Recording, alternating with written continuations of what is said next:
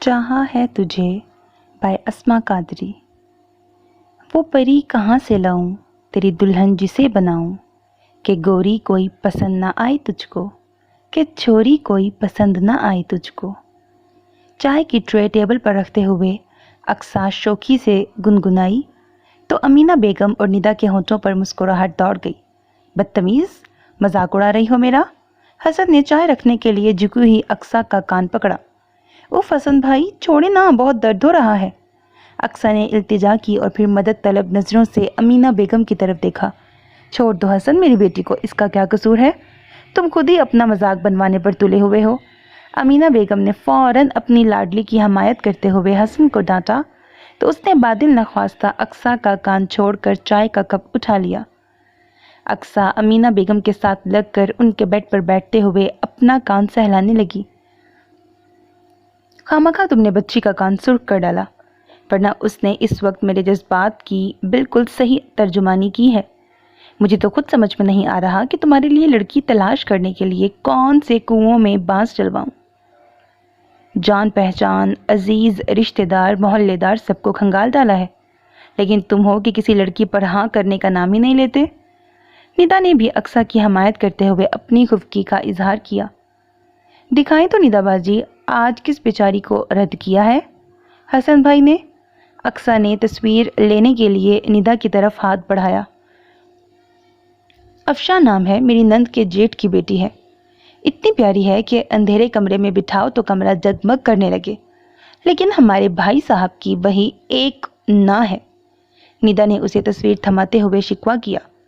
वाकई हसन भाई, निदा बाजी बिल्कुल ठीक कह रही हैं, ये तो बहुत प्यारी लड़की है। आप फटाफट हाँ कर दें वरना बाद में पछताएंगे। तस्वीर देखते हुए अक्सा ने निदा की हमायत की। आखिर तुम लोगों से किसने कह दिया कि मैं किसी हूर परी का मतलाशी हूँ या मुझे हसीना आलम से शादी करनी है, जो हर रोज़ एक से बढ़कर एक हसीना की तस्वीर लिए मेरे पास चले आते हो? मैं हुस्न वगैरह का तलबगार नहीं हूँ, लेकिन बस इतना चाहता हूँ कि लड़की वो हो जिसे देखकर मेरा दिल खुद बोल उठे, यस यही है वो जिसकी मुझे तलाश है। हसन ने झुंझलाते हुए अपना हमेशा वाला मौक़िफ़ दोहराया। अब तुम्हारे दिल की यस का इंतज़ाम हम कैसे करें? हमें तो बज़ाहिर जो लड़की अच्छी लगती है तुम्हें दिखा देते हैं, लेकिन सच बड़ी शर्मिंदगी होती है इस तरह लड़कियां रिजेक्ट करने से।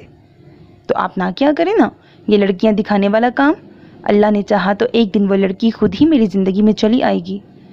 निदा की बात पर उसने बहुत पुरयकीन अंदाज में कहा, लेकिन बेटा कब? 28 साल के हो चुके हो तुम, यही मुनासिब वक्त है शादी के लिए। फिर मेरा भी तो अरमान है पोते पोतियों को खिलाने का। जानते ही हो माँ दमे की मरीज़ा है, कब सांस उखड़ जाए खबर नहीं। मरने से पहले अगर तुम्हें आबाद देख लेती तो इस दिल को इत्मीनान रहता। अमीना बेगम बोलते बोलते कुछ जज्बाती हो गई थीं। उनके साथ बैठी अक्सा ने झट से उन्हें अपने बाजुओं के हसार में ले लिया।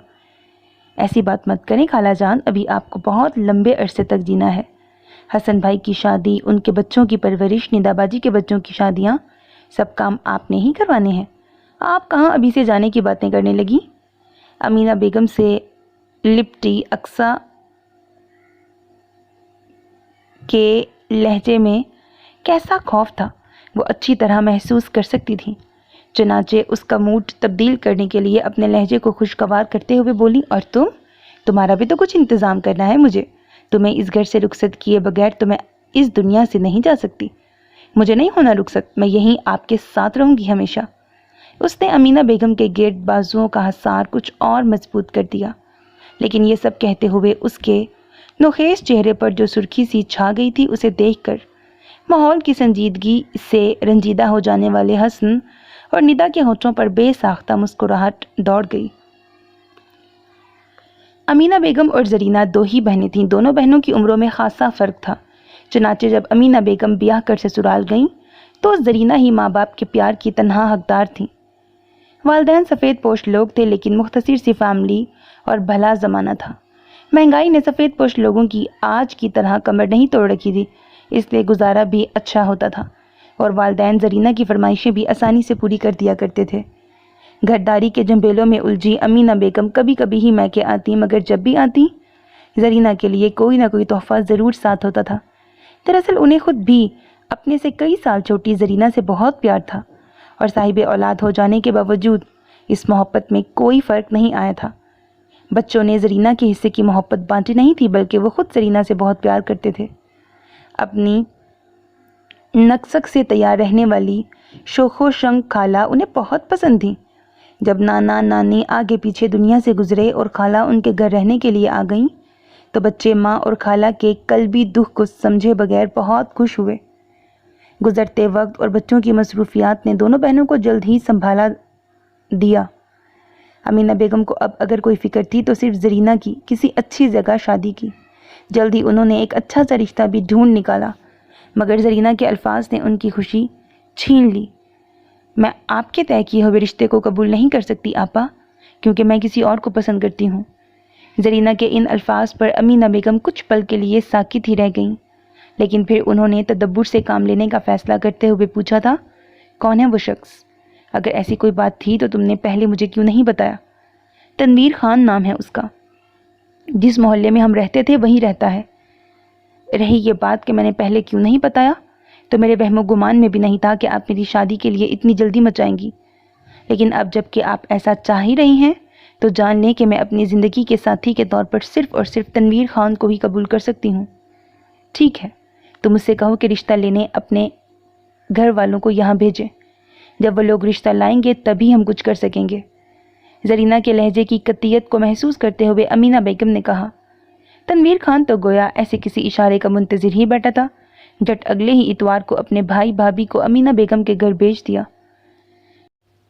تنویر میرا چھوٹا بھائی ہے، اس نے مجھے کہا کہ آپ کی بہن سے اس کے رشتے کی بات کرنے آپ کے گھر جاؤں تو میں آ گیا۔ آگے آپ کے کیا ارادے ہیں آپ بتا دیں۔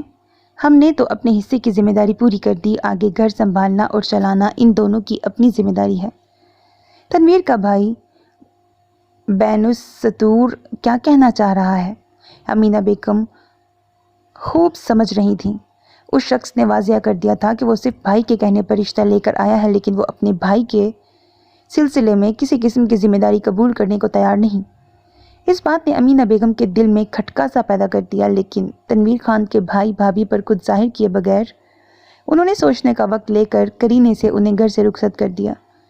اصل میں ان کی شادی کو تو کئی سال ہو چکے تھے اور تنویر خان کی فیملی ان کی شادی کے بعد ہی ان کے میکے والے محلے میں آ کر بسی تھی، اس لیے وہ ان لوگوں کے بارے میں واقف نہیں تھیں۔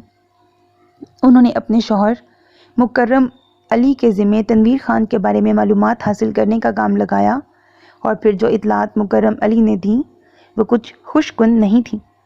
تنویر خان کے بارے میں معلوم ہوا کہ وہ خاصا لاؤبالی اور غیر ذمہ دار شخص ہے جو زیادہ عرصہ کسی جگہ ٹک کر نوکری نہیں کرتا اور اکثر بے روزگار ہی رہتا ہے۔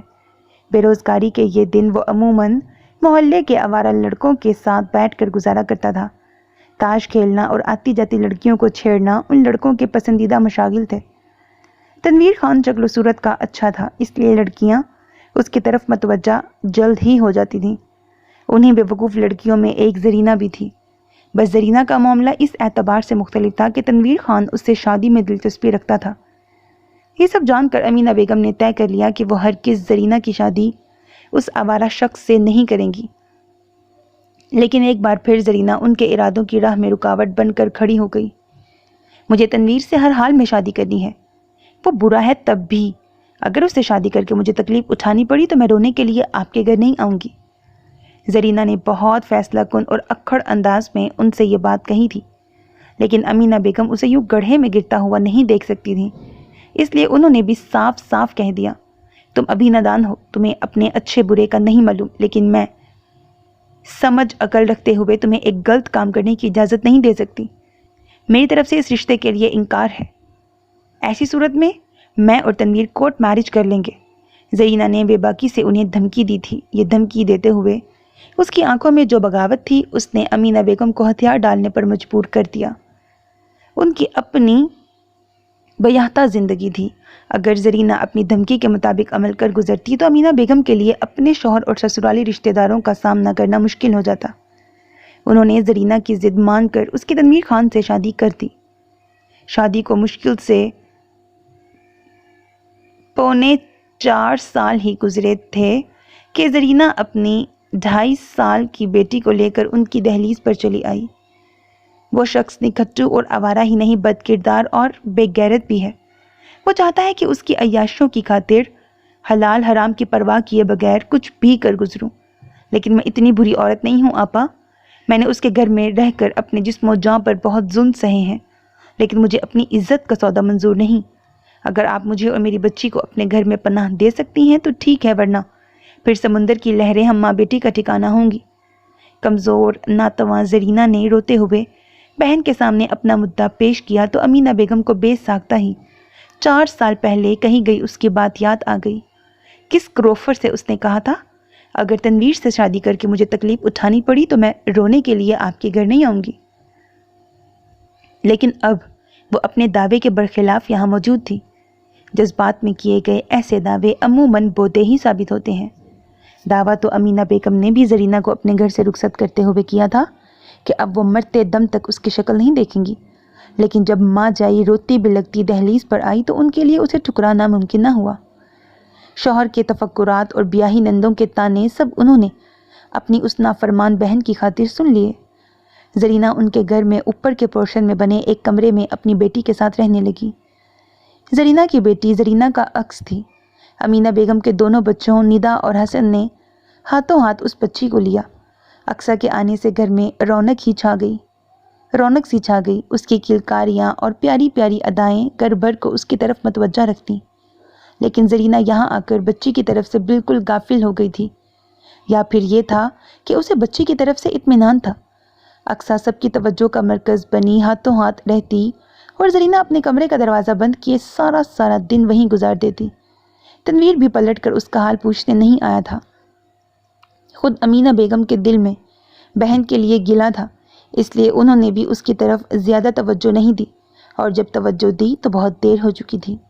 पछतावों और दुखों में घिरी ज़रीना के जिस्म में कैंसर के मोज़ी मर्ज ने पंजे गाड़ लिए थे। मैदे का कैंसर उसकी जान को ऐसा लगा कि फिर जान लेकर ही टला। अमीना बेगम को बहन से प्यार भी बहुत था और उसके इस तरह घुट घुट कर मर जाने में उन्हें अपनी बेतवज्जही का हाथ भी दिखाई देता था। सो उन्होंने बहन की औलाद को सीने से लगाकर उसके हिस्से का सारा प्यार और तवज्जो भी उस पर लुटा दिया। अक्सा उनकी आंखों का तारा थी, जिससे सिर्फ वो ही नहीं घर भर प्यार करता था। कंप्यूटर शट डाउन करके हसन सोने के लिए अपने बेड पर आया तो देखा साइड टेबल पर रखा पानी का जग खाली है। उसे कुछ कोफ्त का एहसास हुआ।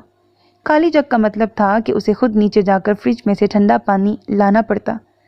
तमाम तर थकन के बावजूद उसे ये काम करना ही था, क्योंकि अगर रात के किसी पहर उसकी आंख खुल जाती तो वो पानी का एक गिलास लाजमंद पीता था। दूसरी सूरत में उसे दोबारा नींद ही नहीं आती थी। नाचार वो जग उठाकर कमरे से बाहर निकला। सीढ़ियाँ उतरते ही उसे एहसास हुआ कि नीचे के पोर्शन में मुकम्मल खामोशी है। अगरचे अभी रात बहुत गहरी नहीं हुई थी, लेकिन पहर के बाद घर वालों ने चंद घंटे इतने शदीद असाबी दबाव में गुजारे थे कि अब उनको वाकई आराम की ज़रूरत थी। आज फिर अचानक अमीना बेगम की तबीयत बिगड़ गई थी। उनका सांस इस बुरी तरह उखड़ा था कि इनहेलर देने के बावजूद वो संभल नहीं पा रही थी। वो तो शुक्र था कि मुकर्रम अली घर पर मौजूद थे। उन्होंने अमीना बेगम को फौरी तौर पर अस्पताल पहुंचाया, जहां उन्हें तिब्बी अमदाद दी गई। हसन उस वक्त ऑफिस में था जब अक्सा ने फ़ोन पर रोते हुए उसे अमीना बेगम की तबीयत की खराबी की इत्तला दी। वो सब काम छोड़ छाड़ सीधा अस्पताल की तरफ भागा। अस्पताल पहुंचा तो अमीना बेगम अभी आईसीयू में थी, जबकि मुकर्रम अली और अक्सा परेशानी के आलम में बाहर टहल रहे थे। अब अक्सा की आंखों से मुसलसल आंसू बह रहे थे, जिन्हें वो बेदर्दी से अपने दुपट्टे से साफ करती ज़ेर लब दुआएं पढ़ने में मसरूफ़ थी। ट्रीटमेंट के बाद अमीना बेगम की हालत संभल गई थी, लेकिन अक्सा का बुरा हाल था। 1-1.5 घंटे के इस अरसे में ही वो खौफ से निचड़ गई थी। अमीना बेगम भी तबीयत संभल जाने के बावजूद काफ़ी निढाल नज़र आ रही थी, लेकिन उन्होंने अस्पताल में एडमिट होना कबूल नहीं किया और चंद घंटों बाद ही इसरार करके घर वापस आ गई। घर आने के बाद अक्सा मुसलसल उनकी पट्टी से लग कर बैठी रही थी। 9 बजे के बाद जब हसन अपने कमरे में गया तो अक्सा अमीना बेगम के पास ही थी। खुद हसन का भी उनके पास से उठने का दिल नहीं चाह रहा था, लेकिन उसे ऑफिस के कुछ अहम काम निपटाने थे, इसलिए ऊपर के पोर्शन में बने अपने कमरे में चला गया। پہلے یہ کمرہ زرینہ خالہ اور اقصیٰ کے استعمال میں تھا، لیکن زرینہ خالہ کے انتقال کے بعد اقصیٰ ندا کے ساتھ اس کے کمرے میں شفٹ ہو گئی تھی اور وہ کمرہ حسن کو مل گیا تھا۔ اب ندا کی شادی کے بعد ندا کا کمرہ اقصیٰ کی ملکیت تھا۔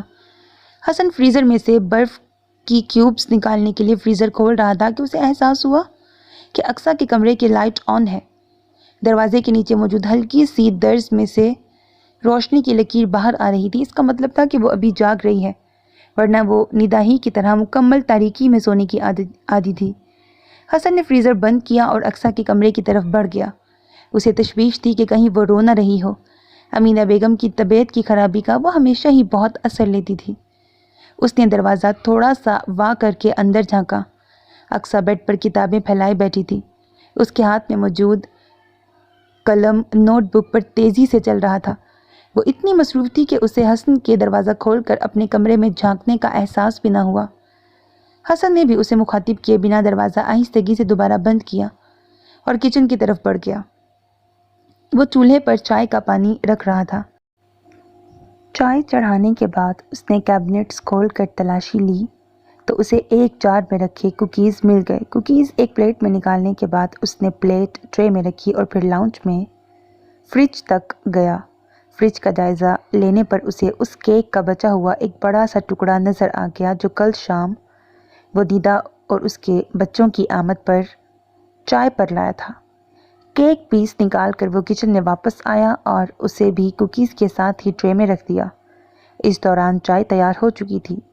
2 کپوں میں چائے نکال کر کپ ٹرے میں رکھے۔ ابھی کچھ دیر قبل اقصیٰ کے کمرے میں جھانکتے ہوئے ہی اسے یاد آیا تھا کہ آج کل اقصیٰ کے کالج میں پریلیمنری ایگزامز چل رہے تھے۔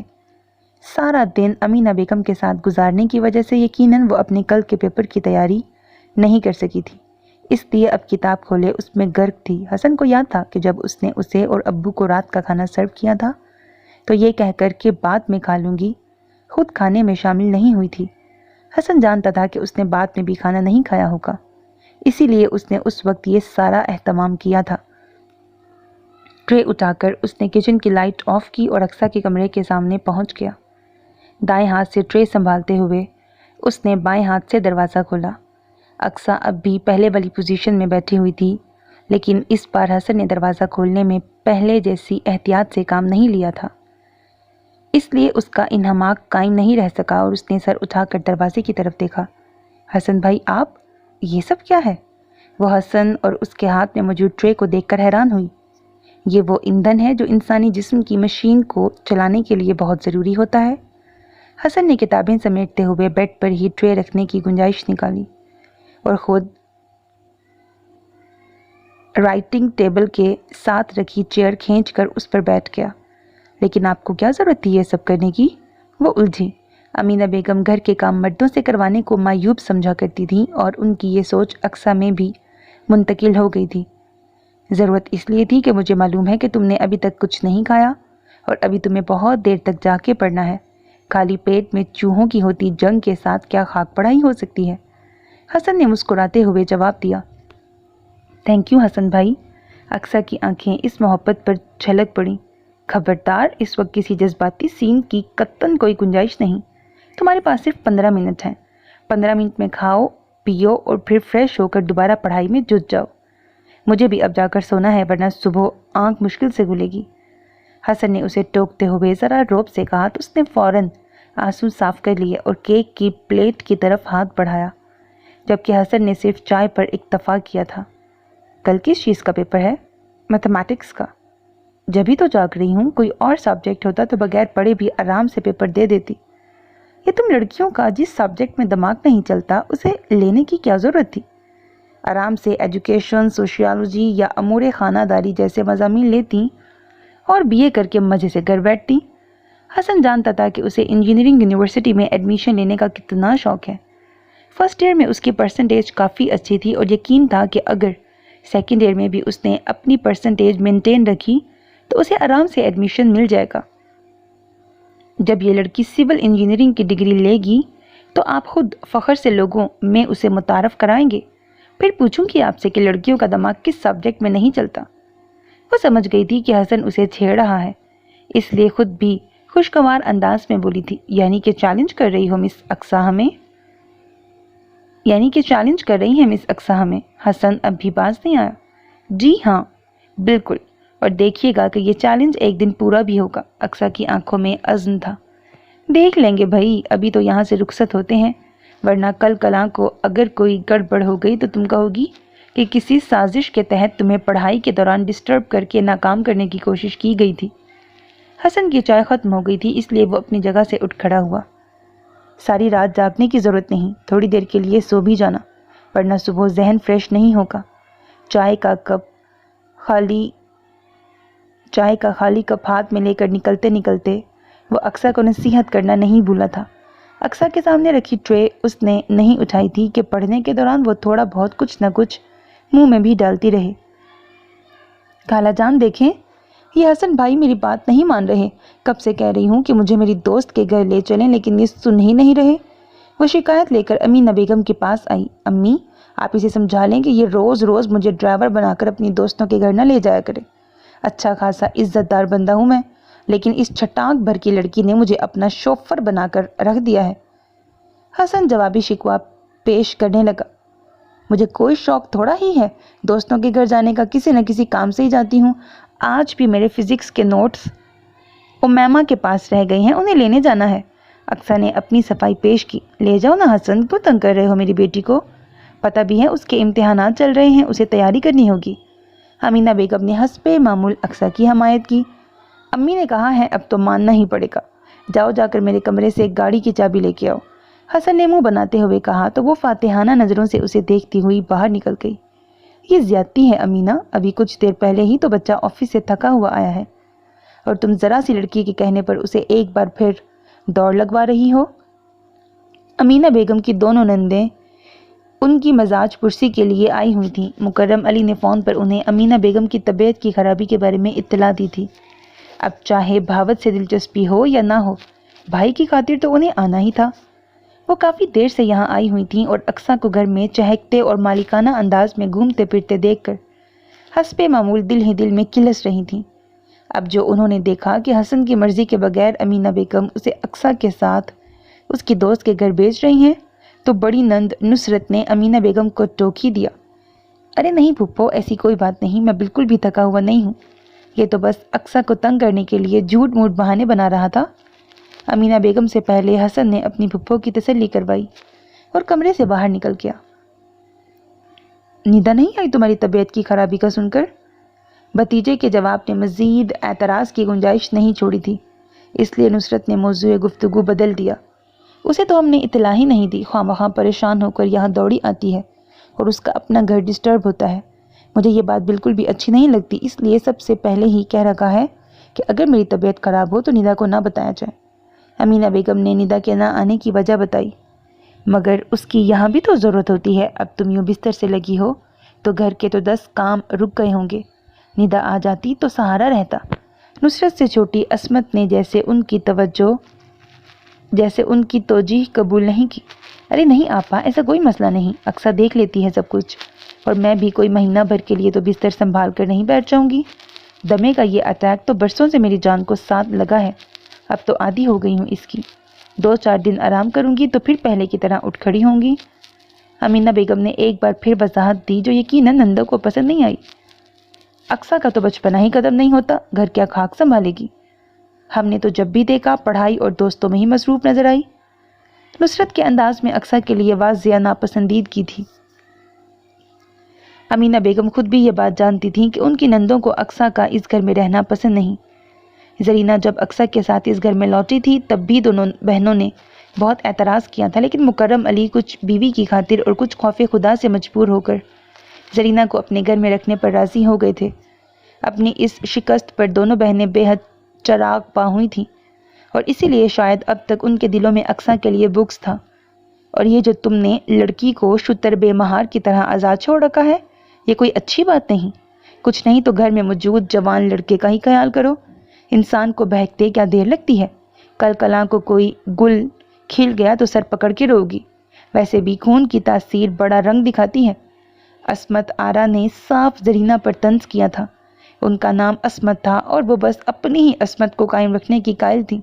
دوسرے کی عزت و عصمت کو خاک میں ملانے کا ہنر ان سے زیادہ کوئی نہیں جانتا تھا۔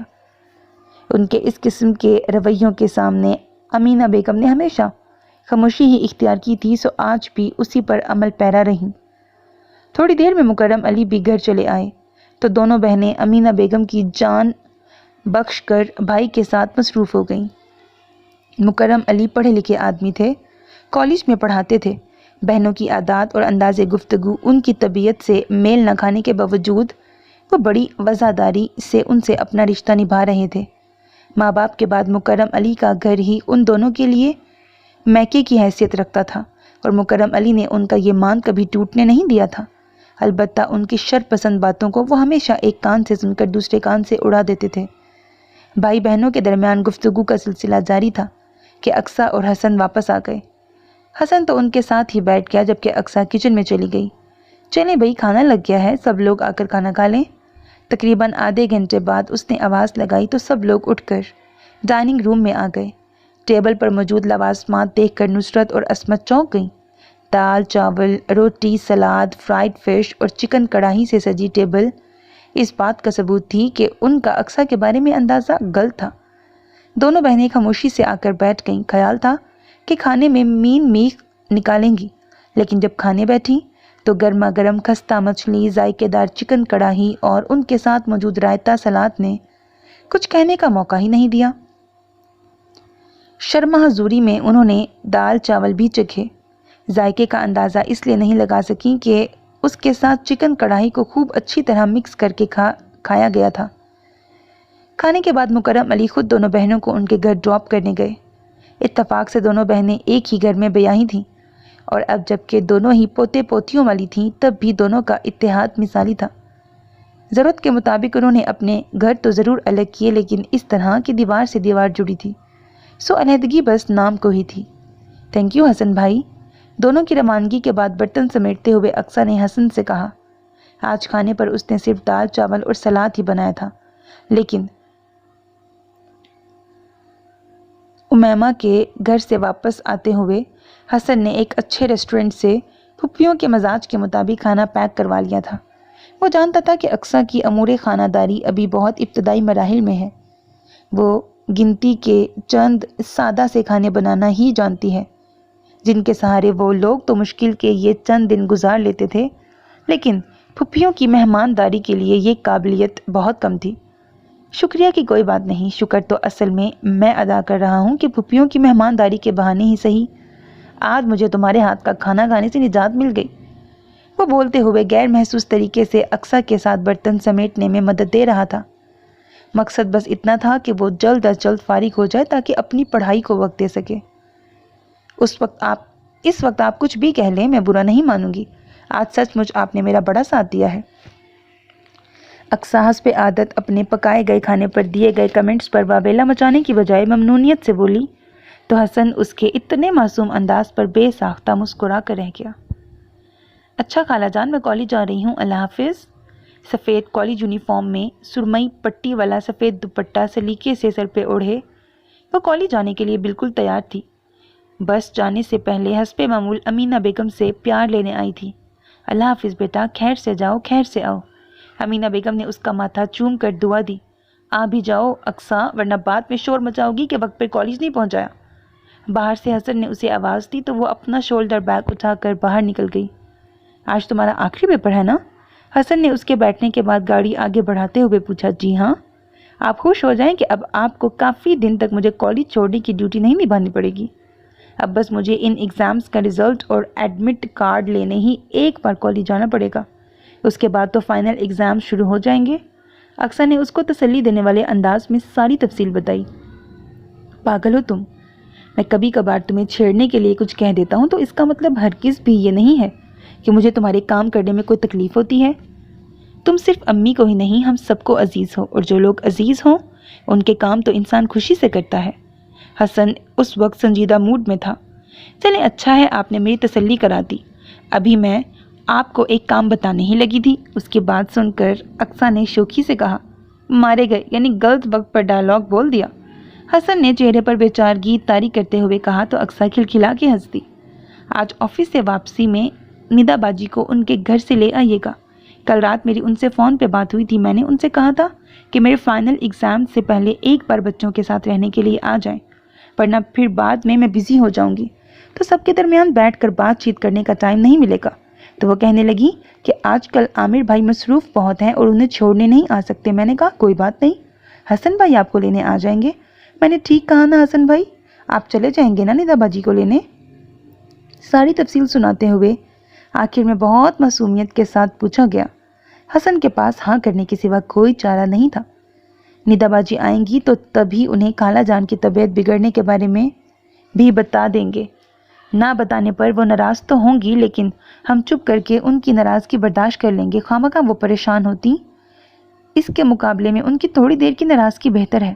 اب وہ ندا کے آنے کے بعد کا پروگرام سیٹ کر رہی تھی، جنہیں حسن صرف مسکراتے ہوئے سن رہا تھا. یہ آپ اتنا مسکرا کیوں رہے ہیں؟ وہ شک بھری نظروں سے اسے دیکھنے لگی تو وہ ہنس پڑا. میں سمجھ گئی، آپ اس لیے خوش ہو رہے ہیں کہ ندا آپی اپنے ساتھ حسیناؤں کی تصویروں کا سٹاک بھی لائیں گی، جن میں سے شاید کوئی ایک آپ کے دل کو بھا ہی جائے. اس کے بعد پر حسن کا کہا بے ساختہ تھا. جواباً اقصیٰ نے اسے ناراضگی سے گھورا اور پھر وہ موڑ کر کھڑکی سے باہر دیکھنے لگی. امی، میں نے کباب، کوفتے اور 2-3 مزید چیزیں بنا کر فریز کر دی ہیں. ہلکا پھلکا کھانا تو اقصیٰ بنا ہی لیتی ہے، بس آپ اتنی مہربانی کیجیے گا کہ مزید کچھ دن کچن کا رخ نہ کریں. میں خود بھی کوشش کروں گی کہ 10-15 دن بعد دوبارہ چکر لگا سکوں.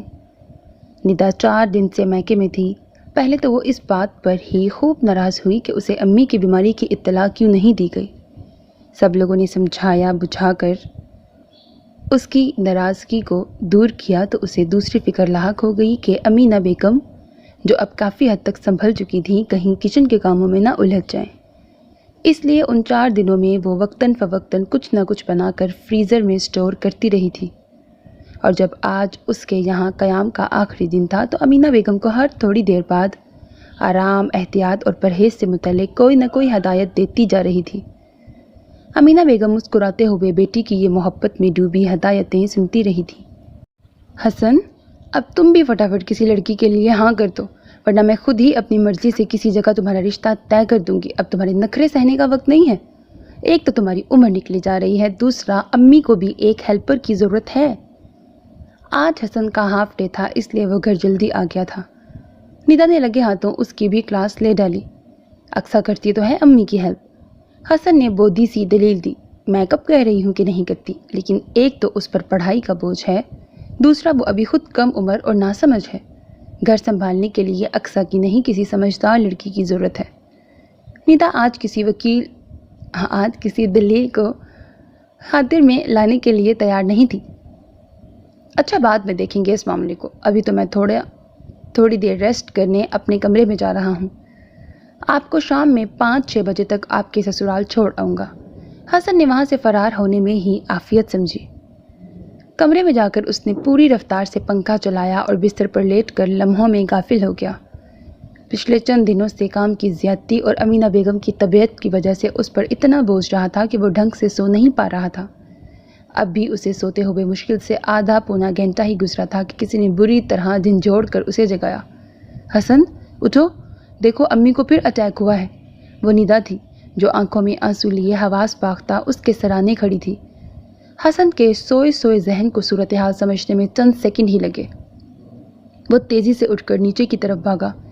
امینہ بیگم کے کمرے میں اقصیٰ انہیلر کی مدد سے ان کی سانس بحال کرنے کی جدوجہد میں لگی ہوئی تھی، لیکن ان کی حالت سے ظاہر تھا کہ انہیں اس سے کوئی فائدہ نہیں ہو رہا. گاڑی کی چابی لاؤ اقصیٰ، حسن چلایا اور امی کو بازوؤں میں اٹھا کر باہر کی طرف بھاگا. اقصیٰ، پلیز تم بچوں کے پاس رک جاؤ، میں امی کے ساتھ ہسپتال جاؤں گی. اقصیٰ چابی لے کر آئی تو ندا نے لجاجت سے کہا. وہ راضی ہو گئی. مکرم علی بھی اس وقت اپنے کسی دوست سے ملنے گئے ہوئے تھے اور بچوں کو تنہا گھر میں نہیں چھوڑا جا سکتا تھا. وہ تینوں بچوں کے ساتھ لاؤنج میں بیٹھ کر دعائیں کرتی رہی. 8 سالہ یاسر قدرے سمجھدار تھا اور ماحول کی گمبھیرتا کو سمجھ رہا تھا، اس لیے چپ چاپ ایک طرف سنجیدگی سے بیٹھ گیا تھا. اس سے چھوٹی امارہ کی اپنی ہی دنیا تھی.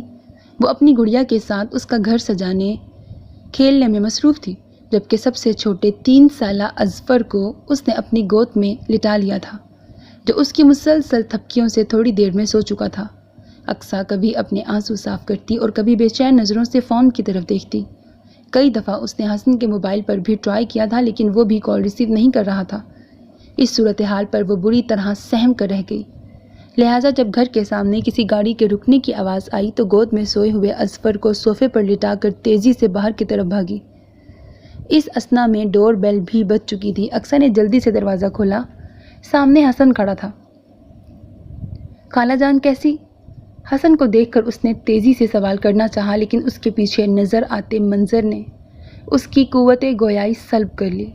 حسن کی گاڑی کے ساتھ ہی ایک ایمبولینس کھڑی تھی جس میں سے سفید چادر سے ڈھکا ایک وجود باہر نکالا جا رہا تھا۔ اس کے ساتھ ہی زاروں کی تار روتی نڈھال سی ندا بھی موجود تھی۔ اب کسی سوال کی گنجائش نہیں رہی تھی۔ اقصیٰ کے سامنے زمین و آسمان کے بیچ موجود ہر چیز گردش کرنے لگی۔ اس سے قبل کہ وہ اس گھومتی ہوئی زمین کے ساتھ اپنا توازن کھو بیٹھتی، دو ہاتھوں نے اس کے وجود کو سنبھال لیا تھا۔ انکل، آپ اجازت دیں تو آج میں ندا کو اپنے ساتھ گھر لے جاؤں؟ اصل میں امی کی طبیعت ٹھیک نہیں ہے۔ آج امینہ بیگم کے انتقال کو چھٹا دن تھا۔ اچانک پہنچنے والے صدمے سے نڈھال ہو جانے والے اہل خانہ اب کچھ سنبھلنے لگے تھے۔ اپنی والدہ کی طرف سے پریشان عامر نے بہت جھجکتے ہوئے مکرم علی کے سامنے اپنا مدعا پیش کیا تھا۔ ٹھیک ہے بیٹا، جو تم مناسب سمجھو۔ یوں بھی ندا پر اب ہم سے زیادہ تمہارا حق ہے، پھر بچوں کی بھی پڑھائی کا خرچ ہو رہا ہے۔ اچھا ہے اپنے گھر چلے جائیں گے تو ان کی زندگی بھی معمول پر آ جائے گی۔ مکرم علی نے بجھے انداز میں جواب دیا۔ شریک حیات کی جدائی کے یہ دن بہت کٹھن تھے۔ بیٹی کی دلجوئی اس حال میں بہت سہارا دیتی تھی، لیکن وہ اس حقیقت سے بھی نظریں نہیں چرا سکتے تھے کہ ندا کو آج نہیں تو کل اپنے سسرال لوٹنا ہی ہے، تو بہتر یہی تھا کہ وہ وقت اور حالات کے تقاضے کے مطابق آج ہی چلی جائے۔ میرے خیال میں تو یہ کچھ مناسب نہیں، تعزیت کے لیے آنے والوں کا تانتا بندھا ہوا ہے۔ ایسے میں اگر ندا چلی گئی تو کون سارا انتظام دیکھے گا؟ ہل کر کھجور کی گٹلیوں پر کلمہ پڑھتی عصمت نے مکرم علی کو اجازت دیتے دیکھ کر دخل دیا۔ میں کوشش کروں گا پھپھو کہ ندا کو روزانہ کچھ دیر کے لیے یہاں لے آؤں۔ ویکینڈ پر میں اسے رکنے کے لیے چھوڑ دوں گا۔ چھٹی والے دن میں خود گھر پر رہ کر امی کو دیکھ سکتا ہوں۔ اصل میں سارا مسئلہ ہی امی کی طبیعت کا ہے، ورنہ مجھے خود بھی اچھا نہیں لگ رہا کہ ایسے وقت میں جب کہ ندا کی یہاں ضرورت ہے میں اسے واپس لے جانے کی بات کر رہا ہوں۔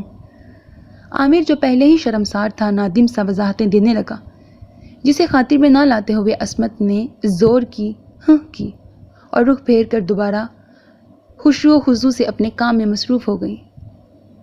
تم ٹینشن مت لو بیٹا، میں معاملے کی نوعیت سمجھ رہا ہوں، اس لیے پورے دل سے تمہیں ندا کو لے جانے کی اجازت دے رہا ہوں۔ رہی روزانہ اسے یہاں لانے کی بات، تو میرے خیال میں یہ کچھ ایسا ضروری نہیں۔ تم تھکے ہارے آفس سے آ کر روزانہ اتنی لمبی ڈرائیو کی مشقت اٹھاؤ، یہ زیادتی ہے۔ بس تم اپنی سہولت سے ویکینڈ پر ندا کو یہاں چھوڑ جانا۔ بہن کے تاثرات کا اثر زائل کرنے کے لیے مکرم علی داماد کے ساتھ کچھ اور نرم ہو گئے۔ یہ کس کے آنے جانے کی بات ہو رہی ہے بھائی؟ نصرت جو ابھی کمرے میں داخل ہوئی تھی ادھوری گفتگو سن کر پوچھنے لگی۔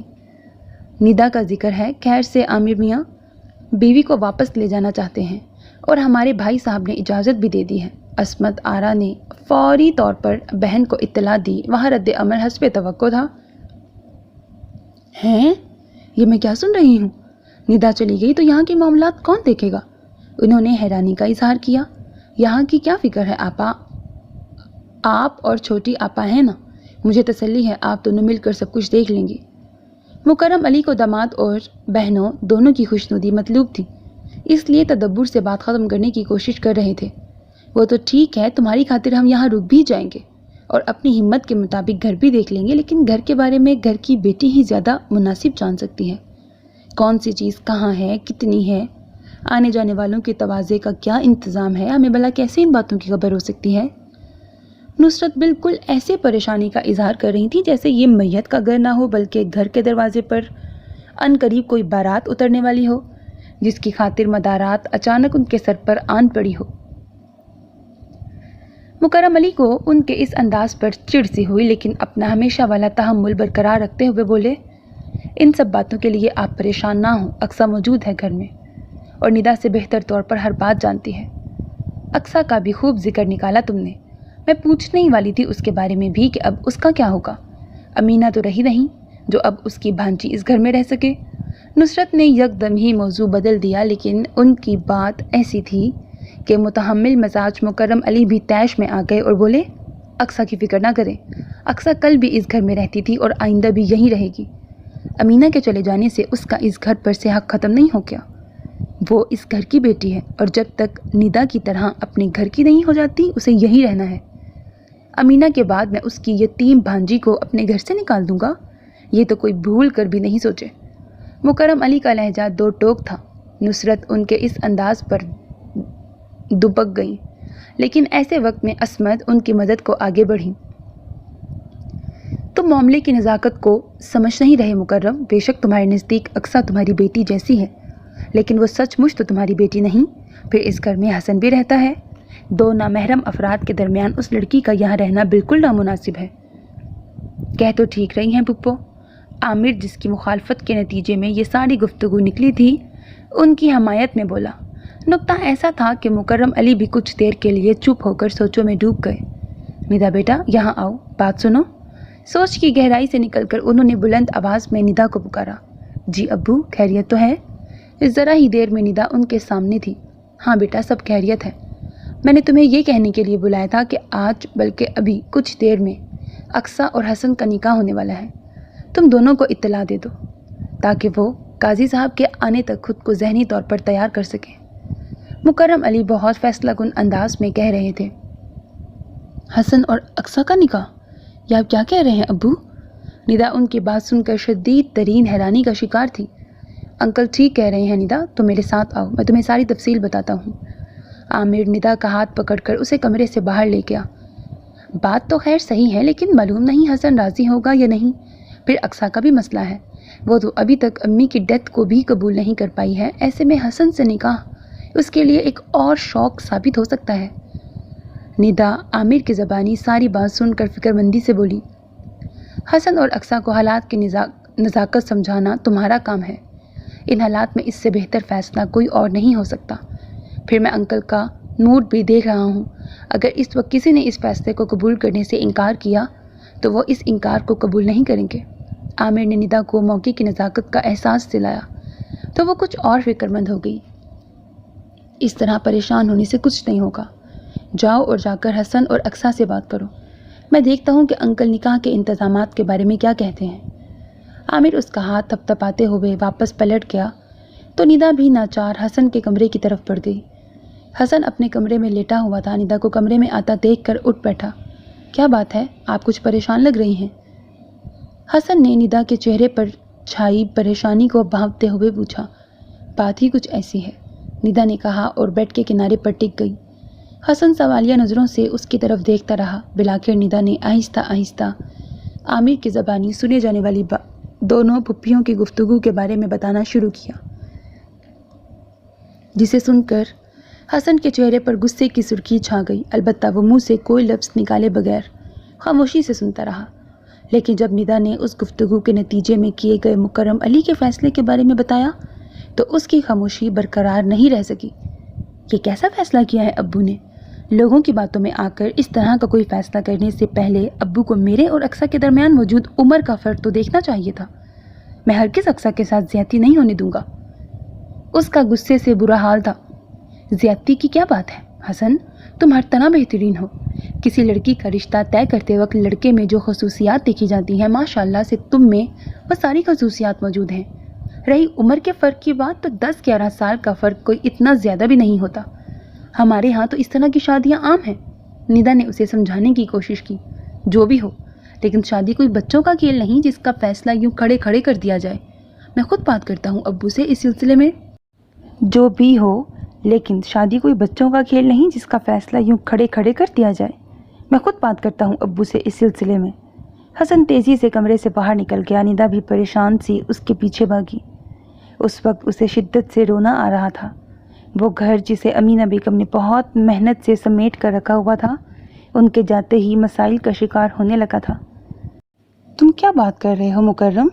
क्या बीवी की मौत के सदमे ने तुम्हारा दिमाग उलट लिया है? उधर नुसरत भाई को डपट रही थी। मुकर्रम अली के फ़ैसले ने तो उन्हें सटपटा कर ही रख दिया था। وہ لڑکی جس کا بھائی کے گھر میں رہنا انہیں ہمیشہ کھٹکتا تھا، اس گھر کی مالکن ہی بن جاتی یا وہ کیسے گوارا کرتی؟ اس لیے اب اس کوشش میں تھیں کہ کسی طرح مکرم علی کا فیصلہ بدلا جا سکے۔ حماقت کی کیا بات ہے؟ میں تو آپ کا شکر گزار ہوں کہ آپ نے ایک اہم مسئلے کی طرف میری توجہ مبذول کرائی۔ آج اگر آپ نہ کہتی تو کل نہ جانے کس کس کی زبانیں کھل جاتی۔ میرے گھر میں میری سرپرستی میں رہنے والی بچی کسی کی تہمت کا شکار ہوتی تو میں خود کو کبھی معاف نہ کر پاتا۔ اقصیٰ کو کسی تہمت سے بچانے کے لیے میرے فیصلے پر عمل ہونا بہت ضروری ہے۔ مکرم علی پوری طرح سنجیدہ تھے۔ کیا یہی ایک طریقہ رہ گیا ہے اس معصوم کو بچانے کے لیے کہ تم اپنا بیٹا داؤ پر لگا دو؟ نصرت نے جل بلا کر بولی، میرے پاس تو یہی طریقہ ہے، اگر آپ کے پاس اس سے بہتر کوئی حل ہے تو وہ بتا دیں۔ تم حسن کی کہیں اور شادی کر دو، گھر میں دوسری عورت آ جائے گی تو پھر لوگوں کی باتیں بنانے کی گنجائش نہیں رہے گی۔ نصرت نے مشورہ دیا، وہ دوسری عورت اقصیٰ کا وجود برداشت کر لے گی؟ اس بات کی کیا گارنٹی ہے؟ اگر الٹا اس نے ہی الزام تراشی شروع کر دی تو ہم کیا کریں گے؟ پھر دوسری بات یہ کہ اتنی ایمرجنسی میں ہم کوئی دوسری لڑکی کیسے تلاش کریں؟ کھڑے کھڑے کوئی اپنی بیٹی دینے پر راضی نہیں ہوگا۔ مکرم علی نے فوراً ہی نصرت کا مشورہ رد کر دیا تو وہ مدد طلب نظروں سے چھوٹی بہن کی طرف دیکھنے لگی۔ اسی پل غم و غصے میں مبتلا حسن کمرے میں داخل ہوا۔ سب چھوڑو، پہلے بیٹے سے تو پوچھ لو کہ اسے اقصیٰ کو اپنی بیوی بنانا منظور ہے یا نہیں۔ یہ نہ ہو کہ پرائی لڑکی کی بھلائی کی خاطر اپنے بیٹے سے ہی زیادتی کر بیٹھو۔ عصمت کی زرق نگاہوں نے حسن کے بگڑے ہوئے تیور پہچان لیے تھے، اس لیے فوراً بولی۔ نہ جانے کیوں وہ بہنیں اقصیٰ سے اس قدر کھار کھاتی تھیں۔ شاید وہ سمجھتی تھیں کہ مکرم علی کے گھر میں رہ کر اقصیٰ کو جو سہولیات حاصل ہیں وہ اقصیٰ سے زیادہ ان کا اور ان کے بچوں کا حق ہے، جن پر اقصیٰ غاصب بن کر بیٹھی ہوئی ہے۔ حسن میرا بیٹا ہے، میں جانتا ہوں میرا بیٹا میرا مان کبھی نہیں توڑے گا، اسی لیے میں اتنا بڑا فیصلہ اس سے پوچھے بغیر کر ڈالا۔ اگر آپ کو پھر بھی کوئی شک ہے تو یہ آپ کے سامنے ہے، آپ خود اس سے پوچھ لیں۔ مکرم علی نے اتنے پر یقین لہجے میں کہا کہ حسن جو بہت غصے میں یہاں آیا تھا یکدم ہی ٹھنڈا پڑ گیا۔ پھر یوں بھی وہ پھپھیوں کی اقصیٰ کے لیے مخالفت سے اچھی طرح آگاہ تھا۔ اسے معلوم تھا کہ وہ دونوں کس طرح امینہ بیگم کو بھی اقصیٰ کے حوالے سے کوئی نہ کوئی بات کہہ کے ہرٹ کرتی رہتی تھی۔ اس وقت ان خواتین کی حمایت کا فائدہ اٹھانا اپنی ماں کی دل آزاری کرنے والوں کا ساتھ دینے کے برابر تھا، اور یہ کام وہ کبھی نہیں کر سکتا تھا۔ اس لیے بول اٹھا، ابو ٹھیک کہہ رہے ہیں، مجھے نہ صرف ان کا فیصلہ قبول ہے بلکہ یہ بھی یقین ہے کہ ان سے بڑھ کے میرے لیے کوئی بھی اچھا نہیں سوچ سکتا۔ اس نے ایک طرح سے پھپھیوں پر جتا دیا تھا کہ وہ ان کی ہمدردی کے جال میں آنے والا نہیں ہے۔ اس کے ان الفاظ نے جہاں ان دونوں کے منہ لٹکائے، وہیں حسن کے پیچھے کھڑی ندا نے اطمینان کا گہرا سانس لیا۔ ندا بیٹا، تم نے اقصیٰ سے بات کر لی؟ مکرم علی نے حسن کی طرف سے مطمئن ہوتے ہوئے پوچھا۔ نہیں ابو، ابھی کرتی ہوں۔ ندا پلٹنے لگی۔ تم رہنے دو، میں خود بات کرتا ہوں اقصیٰ سے۔ تم ذرا آپا کے گھر فون کر کے وہاں سے سب لوگوں کو یہاں بلوا لو۔ عامر قاضی وغیرہ کا انتظام کرنے گیا ہے، مہمانوں کی توازے کے لیے بھی وہ باہر سے ہی سامان لے آئے گا، تم بس برتنوں وغیرہ کا ارینجمنٹ دیکھ لو۔ مکرم علی نے ہدایت کی تو وہ محض سر ہلا کے رہ گئی۔ آج جب کہ ماں کو مرے صرف چھٹا دن تھا، وہ اکلوتے لاڈلے بھائی کی اس انداز میں شادی پر بہت دل برداشتہ ہو رہی تھی، لیکن یہی وقت کا تقاضا تھا، اور وقت کے اسی تقاضے کو پورا کرنے کے لیے مکرم علی بھی سرگرم تھے۔ غم سے نڈھال اپنے دل کو سنبھالتے ہوئے انہوں نے اقصیٰ کے کمرے کے دروازے پر دستک دی۔ آ جائیں۔ اندر سے اقصیٰ کی مدھم آواز سنائی دی تو وہ دروازہ کھول کر اندر داخل ہو گئے۔ اقصیٰ قرآن پاک کو جزدان میں لپیٹ رہی تھی۔ اس کی متورم آنکھیں گواہ تھیں کہ وہ روتی رہی ہے۔ خالو جان، آپ اگر کوئی کام تھا تو مجھے بلوا لیا ہوتا۔ مکرم علی کو اپنے سامنے پا کر وہ حیران ہوئی۔ کوئی بات نہیں بیٹا، کبھی کبھی بڑوں کو بھی بچوں کے سامنے آ کر اپنی گزارش پیش کرنی پڑتی ہے۔ مکرم علی کے الفاظ نے اب کے اسے پریشان کر دیا۔ کیسی گزارش؟ یہ آپ کیا کہہ رہے ہیں خالو جان؟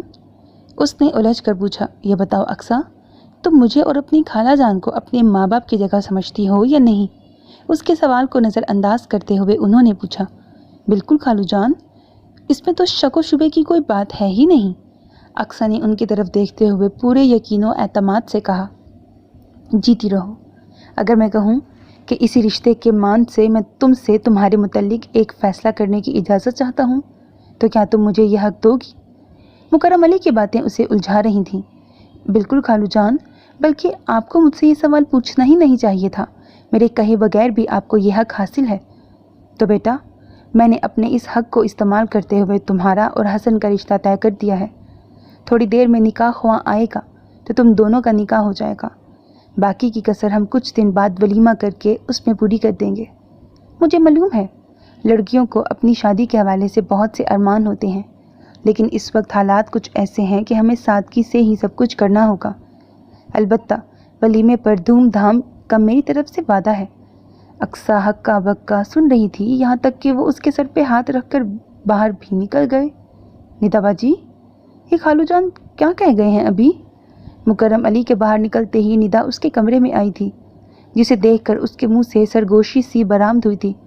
جو کچھ کہہ گئے ہیں ٹھیک ہے، تم اٹھو اور فوراً تیاری پکڑو، میں تمہارے کپڑے استری کرتی ہوں۔ ندا اس کی الماری کھولے کھڑی تھی۔ ذرا سی جدوجہد کے بعد اس نے گلابی رنگ کا مکیش کے کام والا سوٹ جو اقصیٰ نے نصرت پھپھو کی بیٹی کی شادی پر پہنا تھا الماری سے دریافت کر لیا۔ لیکن ندا باجی، اقصیٰ اب بھی متذبذب سی کھڑی تھی۔ لیکن کا ٹائم نہیں ہے، ابھی مجھے اور بھی بہت سے انتظامات دیکھنے ہیں۔ ندا نے جان بوجھ کر اس کی بات کو نظر انداز کرتے ہوئے اسے غسل خانے کی طرف دھکیلا۔ اس وقت خود اس کے اپنے اعصاب چٹک رہے تھے۔ ایسے میں اگر اقصیٰ اس کا آسرا پا کر بکھر جاتی تو اس کے لیے حالات سے نپٹنا مشکل ہو جاتا۔ سوں سوں کی آواز پر حسن نے ذرا سا رخ موڑ کر اپنے برابر بیٹھی اقصیٰ کو دیکھا۔ گلابی دوپٹہ جس کے کناروں پر پتلی سی سلور بیل لگی ہوئی تھی اوڑھے بیٹھی تھی۔ اقصیٰ سے اس کے رشتے کی نوعیت بالکل اچانک ہی بدل گئی تھی۔ ابھی کچھ دیر قبل ہی وہ دونوں ایجاب و قبول کے مرحلے سے گزرے تھے۔ موقع پر موجود حسن کے کزنز اور ان کے بیوی بچے ان دونوں کو مبارکباد دینے کے بعد اب ان اشیاء سے انصاف کر رہے تھے جو عامر تواضع کے لیے لے آیا تھا۔ ندا نے میزبانی کے فرائض سنبھال رکھے تھے، ایسے میں کسی کے پاس فرصت نہیں تھی کہ چپکے روتی اقصیٰ کی طرف توجہ دیتا۔ حسن نے کچھ بے چین ہو کر ایک بار پھر اقصیٰ کی طرف دیکھا۔ اس کی کل تیاری ہونٹوں پر لگی ہلکی سی گلابی لپسٹک پر مشتمل تھی۔ کانوں میں پہنے گئے چھوٹے چھوٹے ٹاپس اور گلے میں موجود نازک سی چین جو امینہ بیگم نے اسے میٹرک میں پاس ہونے پر تحفے میں دی تھی اور جنہیں وہ ہمیشہ ہی پہنے رکھتی تھی، آج دلہن کی حیثیت میں بھی اس کا کل سنگھار تھے۔ لیکن شاید اسے ان سب باتوں کا احساس بھی نہیں تھا۔ فی الوقت تو وہ خود پر ٹوٹنے والی اس اچانک افتاد پر ہراساں پوری شد و مت سے رونے میں مصروف تھی۔ اس کا یہ رونا حسن کو دکھ دے رہا تھا۔ 2.5 سال کی عمر سے وہ ان کے ساتھ رہ رہی تھی۔ اس وقت سے لے کر آج تک حسن سمیت سبھی کی ہمیشہ یہ کوشش رہی تھی کہ اقصیٰ کی آنکھوں میں آنسو نہ آنے پائے۔ اس وقت بھی اس کے آنسوؤں نے حسن کے دل کو بری طرح دکھایا اور اس نے تسلی دینے والے انداز میں اپنا دایاں ہاتھ گود میں دھرے اقصیٰ کے دونوں ہاتھوں پر رکھ کر دبایا، لیکن اقصیٰ کے رد عمل نے اسے شرمندہ کر دیا۔ حسن کے ہاتھ رکھتے ہی اقصیٰ نے بہت تیزی سے اپنے دونوں ہاتھ پیچھے کر لیے تھے۔ یہ اس کا رد عمل تھا جو اپنا ہر آنسو اس کے شانے پر سر رکھ کر بہایا کرتی تھی۔ ندا کی شادی کو 10 سال ہو گئے تھے اور حسن پورے 10 سال سے اقصیٰ کے لیے ہر موقع پر اپنا شانہ مہیا کرتا رہا تھا، یہاں تک کہ ابھی 6 روز قبل ہونے والی اپنی ماں کی موت پر بھی اس نے جی جان سے اقصیٰ کی عشق شوئی کی تھی۔ پتہ نہیں عشق شوئی ہوتا ہے کہ شوئی ہوتا ہے، لیکن اب وہ یکدم ہی اپنی جگہ سے کھڑا ہوا اور لمبے لمبے ڈگ بھرتا کمرے سے باہر نکل گیا۔ اس کے اس طرح باہر نکلنے پر ندا کی توجہ اقصیٰ کی طرف مبذول ہوئی اور اسے روتے دیکھ کر وہ تیزی سے اس کی طرف آئی۔ اقصیٰ کے برابر بیٹھتے ہوئے اس نے اسے اپنی باہوں میں بھر لیا۔ نتیجتاً اقصیٰ کے رونے میں کچھ اور بھی شدت آ گئی، خود ندا کی آنکھوں سے بھی آنسو بہنے لگے۔ پاگل ہوئی ہو ندا؟ بجائے اسے چپ کروانے کے خود بھی رونے لگی۔ اس کے ایک پھپھی زاد بھائی کی بیوی نے قریب آ کر ان دونوں کو ایک دوسرے سے الگ کرتے ہوئے ندا کو سمجھایا، لیکن بہت دیر سے ہمت کر کے کھڑی ندا کے ضبط کا بندھن بھی اب ٹوٹ چکا تھا۔ ہمت سے ندا، دیکھو اللہ نے غم کے فوراً بعد تم لوگوں کو یہ خوشی دکھائی ہے، اللہ کا شکر ادا کرو۔ ندا کے آنسو پوچھتے ہوئے وہ ساتھ ساتھ اسے سمجھا رہی تھی۔ میری امی، بھابھی، میری امی، وہ تو اس خوشی کو دیکھنے کی حسرت اپنے دل میں ہی لیے اس دنیا سے چلی گئی۔ ندا بری طرح بکھر رہی تھی۔ اقصیٰ کا رونا بھی مزید شدت اختیار کر گیا تھا۔ اس صورتحال کو دیکھ کر ایک صوفے پر صبر کی تصویر بنے بیٹھے مکرم علی کو بالآخر اٹھ کر ان کے قریب آنا پڑا۔ ندا، میری بہادر بیٹی، مجھے تم سے یہ امید نہیں تھی۔ انہوں نے ندا کو اپنے بازو کے حصار میں لیا تو اسے اپنا دل کچھ ٹھہرتا ہوا محسوس ہوا۔ تم میرا سہارا ہو بیٹی، تم میری بڑی اولاد ہو، اور بڑوں کی ذمہ داریاں بھی بڑی ہوتی ہیں، اس لیے انہیں اپنا ظرف بڑا رکھنا پڑتا ہے۔ تمہیں تو حسن کو بھی سنبھالنا ہے اور اقصیٰ کو بھی۔ رہی تمہاری ماں کے حسرت زدہ دنیا سے چلے جانے کی بات، تو بیٹا، خوشیاں بھی رزق کی طرح انسان کا نصیب ہوتی ہیں۔ جو خوشی تمہاری ماں کے نصیب میں دیکھنا نہیں لکھی تھی، اس کے لیے چاہے ہم ایڑی چوٹی کا بھی زور لگا لیتے تو ناکام ہی رہتے۔ اللہ کی رضا میں راضی رہنے کا نام ہی بندگی اور اطاعت ہے بیٹا، یوں شکوہ کر کے مقام بندگی نہ کھو۔ مکرم علی کی باتوں نے صرف ندا ہی کو نہیں، اقصیٰ کو بھی گریہ ترک کرنے پر مجبور کر دیا تھا۔ جاؤ، بہن کو اس کے کمرے میں چھوڑ کر آؤ۔ ندا کو خود سے الگ کرتے ہوئے مکرم علی نے اسے ہدایت کی اور اقصیٰ کے سر پر شفقت سے ہاتھ رکھا۔ آؤ اقصیٰ۔ ندا اقصیٰ کا ہاتھ تھام کر اسے باہر لے گئی۔ فی الحال میں تمہیں تمہارے کمرے میں اس لیے لائی ہوں کہ تم ریلیکس ہو جاؤ اور میں تمہیں حالات کے بارے میں بھی باخبر کر دوں۔ اقصیٰ کے کمرے میں پہنچ کر ندا نے اس سے کہا تو وہ نڈھال سی اپنے بیڈ کی پشت سے ٹیک لگا کر بیٹھ گئی۔ ندا دھیرے دھیرے اسے اس ایمرجنسی نکاح کی وجوہات کے بارے میں آگاہ کرنے لگی۔ نکاح سے قبل وہ اقصیٰ کو یہ سب نہیں بتا سکی تھی، اس لیے اب بتا رہی تھی۔ جو بھی ہوا، جیسے بھی ہوا، لیکن یہ تو طے ہے کہ اللہ نے تمہارا اور حسن کا جوڑ لکھ رکھا تھا، اسی لیے شاید حسن ابھی تک شادی پر راضی نہیں ہوا تھا کہ تمہیں اس کا نصیب بننا تھا۔ اب تم دونوں کو نصیب کے اس لکھے کو نبھانا ہے۔ ندا نے اپنی بات پوری کی تو اتنی دیر سے خاموش بیٹھی اقصیٰ نے جھجکتے ہوئے کہا، ندا باجی، ایک بات کہوں؟ ہاں ہاں بالکل۔ ندا نے اس کے تذبذب کو محسوس کر کے اس کی حوصلہ افزائی کی۔ ابھی میں یہیں اپنے کمرے میں ہی رہوں گی۔ نظریں جھکا کر اٹک اٹک کر اس نے جو بات کہی، ندا نے اسے اس کے پورے مفہوم کے ساتھ سمجھا۔ ندا کے ذہن میں ایسا کوئی خیال تھا تو نہیں، لیکن اسے اقصیٰ کا مطالبہ ناجائز بھی محسوس نہیں ہوا۔ یقیناً وہ ابھی ایک نئے رشتے کو نبھانے کے لیے ذہنی طور پر تیار نہیں تھی۔ ندا نے ایک گہرا سانس لیا اور بولی، اچھی بات ہے، میں سب سے کہہ دوں گی کہ اقصیٰ کے فائنل امتحان ہونے والے ہیں، اس لیے فی الحال رخصتی نہیں کی جا رہی۔ تمہارے امتحانوں کے بعد ہم باقاعدہ کوئی تقریب رکھ لیں گے، اس طرح جو کسر رہ گئی ہے وہ بھی اس وقت پوری کر لی جائے گی۔ تھینک یو ندا باجی، اقصیٰ نے ممنونیت سے کہا۔ پاگل، ندا نے پیار سے اقصیٰ کی تھوڑی کو چھوا اور باہر نکل گئی۔ پیچھے اقصیٰ سوچوں کے گرداب میں پھنسی بیٹھی تھی۔ حسن، جسے اس نے ہمیشہ بڑے بھائی کا درجہ دیا تھا، اچانک ہی اس سے بدل جانے والا تعلق دل میں چبھن پیدا کر رہا تھا، تو دوسری طرف اسے شادی کے سلسلے میں کیے جانے والے حسن کے نخرے بھی یاد آ رہے تھے۔ وہ شخص جو ایک سے بڑھ کر ایک لڑکی کو ایک نظر میں رد کر دیتا تھا، اس کے لیے اسے قبول کرنا یقیناً صرف مجبوری کا سودا تھا۔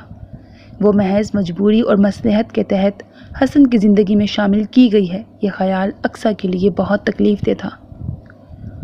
ڈرائیونگ کی طرف توجہ مبذول ہونے کے باوجود حسن اپنے برابر میں بیٹھی اقصیٰ کی گریز کو محسوس کر سکتا تھا۔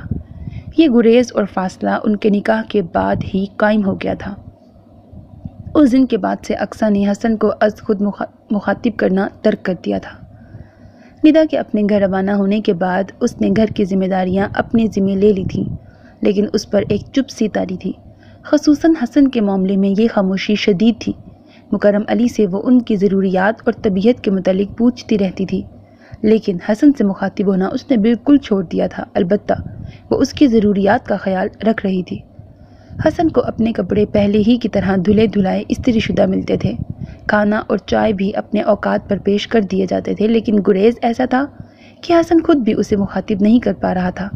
جواباً اس نے بھی اقصیٰ جیسا رویہ اختیار کر لیا تھا۔ وہ جانتا تھا کہ اقصیٰ کے امتحان سر پر ہیں اور اتنے بڑے صدمے سے گزرنے کے بعد گھریلو ذمہ داریوں کا بوجھ اٹھاتے ہوئے اس کے لیے اپنی سٹڈیز کو وقت دینا بہت مشکل ہوگا۔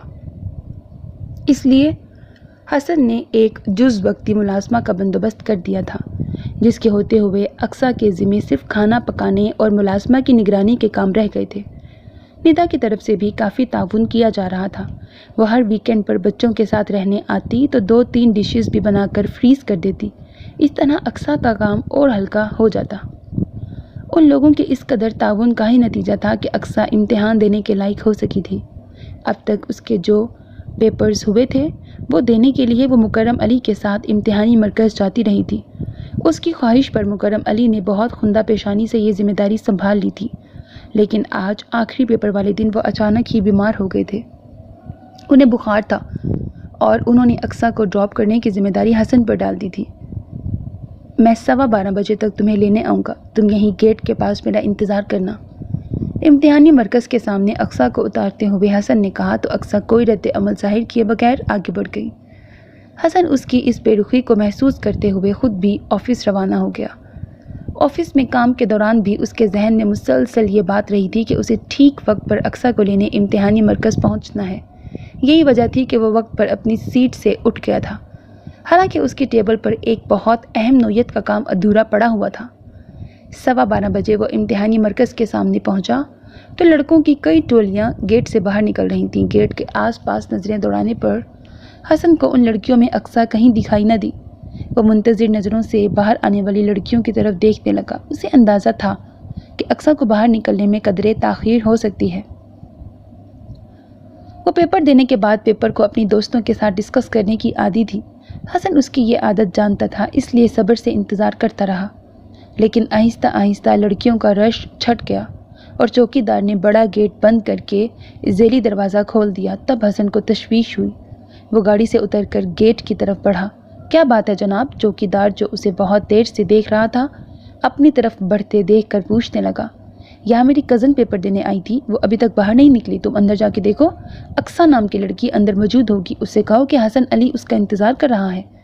اندر تو کوئی لڑکی نہیں، سارا کالج خالی ہو گیا ہے۔ حسن کو جواب میں جو بات سننے کو ملی وہ اس کے لیے غیر متوقع تھی۔ میں بہت دیر سے یہاں کھڑا ہوں اور میرے سامنے وہ باہر نہیں نکلی، اس کا مطلب ہے کہ وہ اندر ہی کہیں موجود ہے۔ تم ایک بار اندر جا کر چیک کر لو، شاید کوئی لڑکی اب بھی اندر موجود ہو۔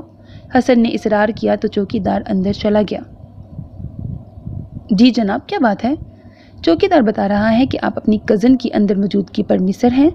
آپ کے کہنے پر اس نے ایک بار پھر ساری بلڈنگ چیک کر لی ہے، لیکن اندر کوئی لڑکی موجود نہیں ہے۔ چوکی دار 10 منٹ بعد باہر آیا تو اس کے ساتھ پینٹ شرٹ میں ملبوس ایک اور آدمی بھی موجود تھا، جس کی بات نے حسن کو پریشانی میں مبتلا کر دیا۔ اقصیٰ کبھی بھی خود سے کہیں آنے جانے کی عادی نہیں رہی تھی، اس لیے یہ سوچنا کہ وہ حسن کے آنے سے پہلے ہی اکیلی گھر چلی گئی ہے مشکل تھا۔ آپ گھر پر چیک کریں، ہو سکتا ہے آپ کی کزن اپنی کسی سہیلی کے ساتھ آپ کے آنے سے پہلے ہی گھر چلی گئی ہو۔ اس آدمی نے حسن کی پریشانی دیکھتے ہوئے مشورہ دیا جو حسن کے دل کو لگا۔ واقعی یہ ممکن تھا کہ اقصیٰ اپنی کسی سہیلی کے ساتھ گھر چلی گئی ہو۔ اس آدمی کا شکریہ ادا کرتے ہوئے حسن گاڑی میں بیٹھ کر تیزی سے گھر کی طرف روانہ ہو گیا۔ راستے بھر اسے یہ اندیشہ ستاتا رہا کہ خدا نخواستہ اگر اقصیٰ گھر پر نہیں ہوئی تو کیا ہوگا، لیکن گھر پہنچ کر جیسے ہی اسے اقصیٰ کی شکل نظر آئی اس کے سارے اندیشے ہوا ہو گئے اور اس کی جگہ شدید برہمی عود کر آئی۔ تم گھر پہنچ چکی ہو اور میں پاگلوں کی طرح گھنٹہ بھر سے سینٹر کے سامنے کھڑا تمہارا انتظار کر رہا ہوں۔ غصہ کرنے کی کوئی ضرورت نہیں، تم وہاں دیر سے پہنچے ہوگے، اس لیے اقصیٰ اپنی ایک دوست کے ساتھ اس کے والد کی گاڑی میں گھر واپس آئی ہے۔ اسے گھر پہنچے بہت دیر ہو چکی ہے اور تم جس ٹائم آئے ہو اس سے ظاہر ہے کہ تم واقعی لیٹ ہو گئے تھے۔ مکرم علی اقصیٰ کی مدد کو آئے۔ میں نے اسے 12:15 بجے کا ٹائم دیا تھا اور میں ٹھیک 12:15 بجے کالج گیٹ پر موجود تھا۔ اسے چاہیے تھا کہ دوست کے ساتھ جانے کی بجائے میرا انتظار کرتی۔ حسن نے ناراضگی سے کہا۔ اقصیٰ کا کہنا ہے کہ اس نے 11:15 بجے ہی پیپر ختم کر لیا تھا، اس لیے جب اس کی دوست نے اسے گھر ڈراپ کرنے کی آفر کی تو اس نے انتظار کرنے کی بجائے گھر واپس آنے کو ترجیح دی۔ مکرم علی نے وضاحت کی۔ اقصیٰ ان دونوں کو بحث کرتا چھوڑ کر خود وہاں سے جا چکی تھی۔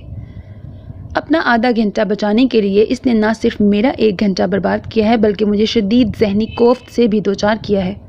آپ کو کیا معلوم کہ جب وہ مجھے وہاں نہیں ملی تو میں کتنا پریشان ہوا تھا۔ حسن نے باپ سے شکوہ کیا، بچی ہے ابھی، جو سمجھ میں آیا کر گزری، تم غصہ تھوک دو اور اس بات کو جانے دو۔ مکرم علی جو اب تک اقصیٰ کی حمایت کر رہے تھے اس کی کیفیت کو سمجھتے ہوئے اسے ٹھنڈا کرنے کی کوشش کرنے لگے۔ حسن نے بھی باپ کے احترام میں خاموشی اختیار کر لی، لیکن اس بات کا بہرحال اسے اندازہ ہو گیا تھا کہ اقصیٰ نے یہ حرکت جان بوجھ کر کی ہے۔ وہ صبح بھی اس کے ساتھ جانا نہیں چاہتی تھی اور واپسی میں اس نے خود ایسا موقع پیدا کر لیا کہ اسے حسن کے ساتھ واپس نہ آنا پڑے۔ اقصیٰ کے اس طرز عمل سے اسے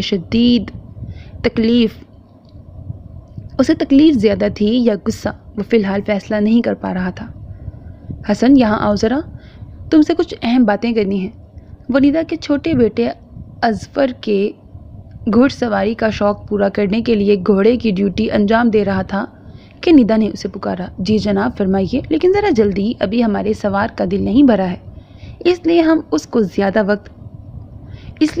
کو زیادہ وقت نہیں دے سکیں گے۔ اظفر کو اپنی پیٹھ سے اتار کر وہ ندا کے پاس آیا۔ مکرم علی بھی وہیں بیٹھے ہوئے تھے۔ اظفر صاحب کا دل تو کبھی گھڑ سواری سے بھرتا ہی نہیں، گھر میں بھی سارا وقت اپنے ابا سے یہی کام لیتا ہے، ندا نے ہنستے ہوئے بتایا۔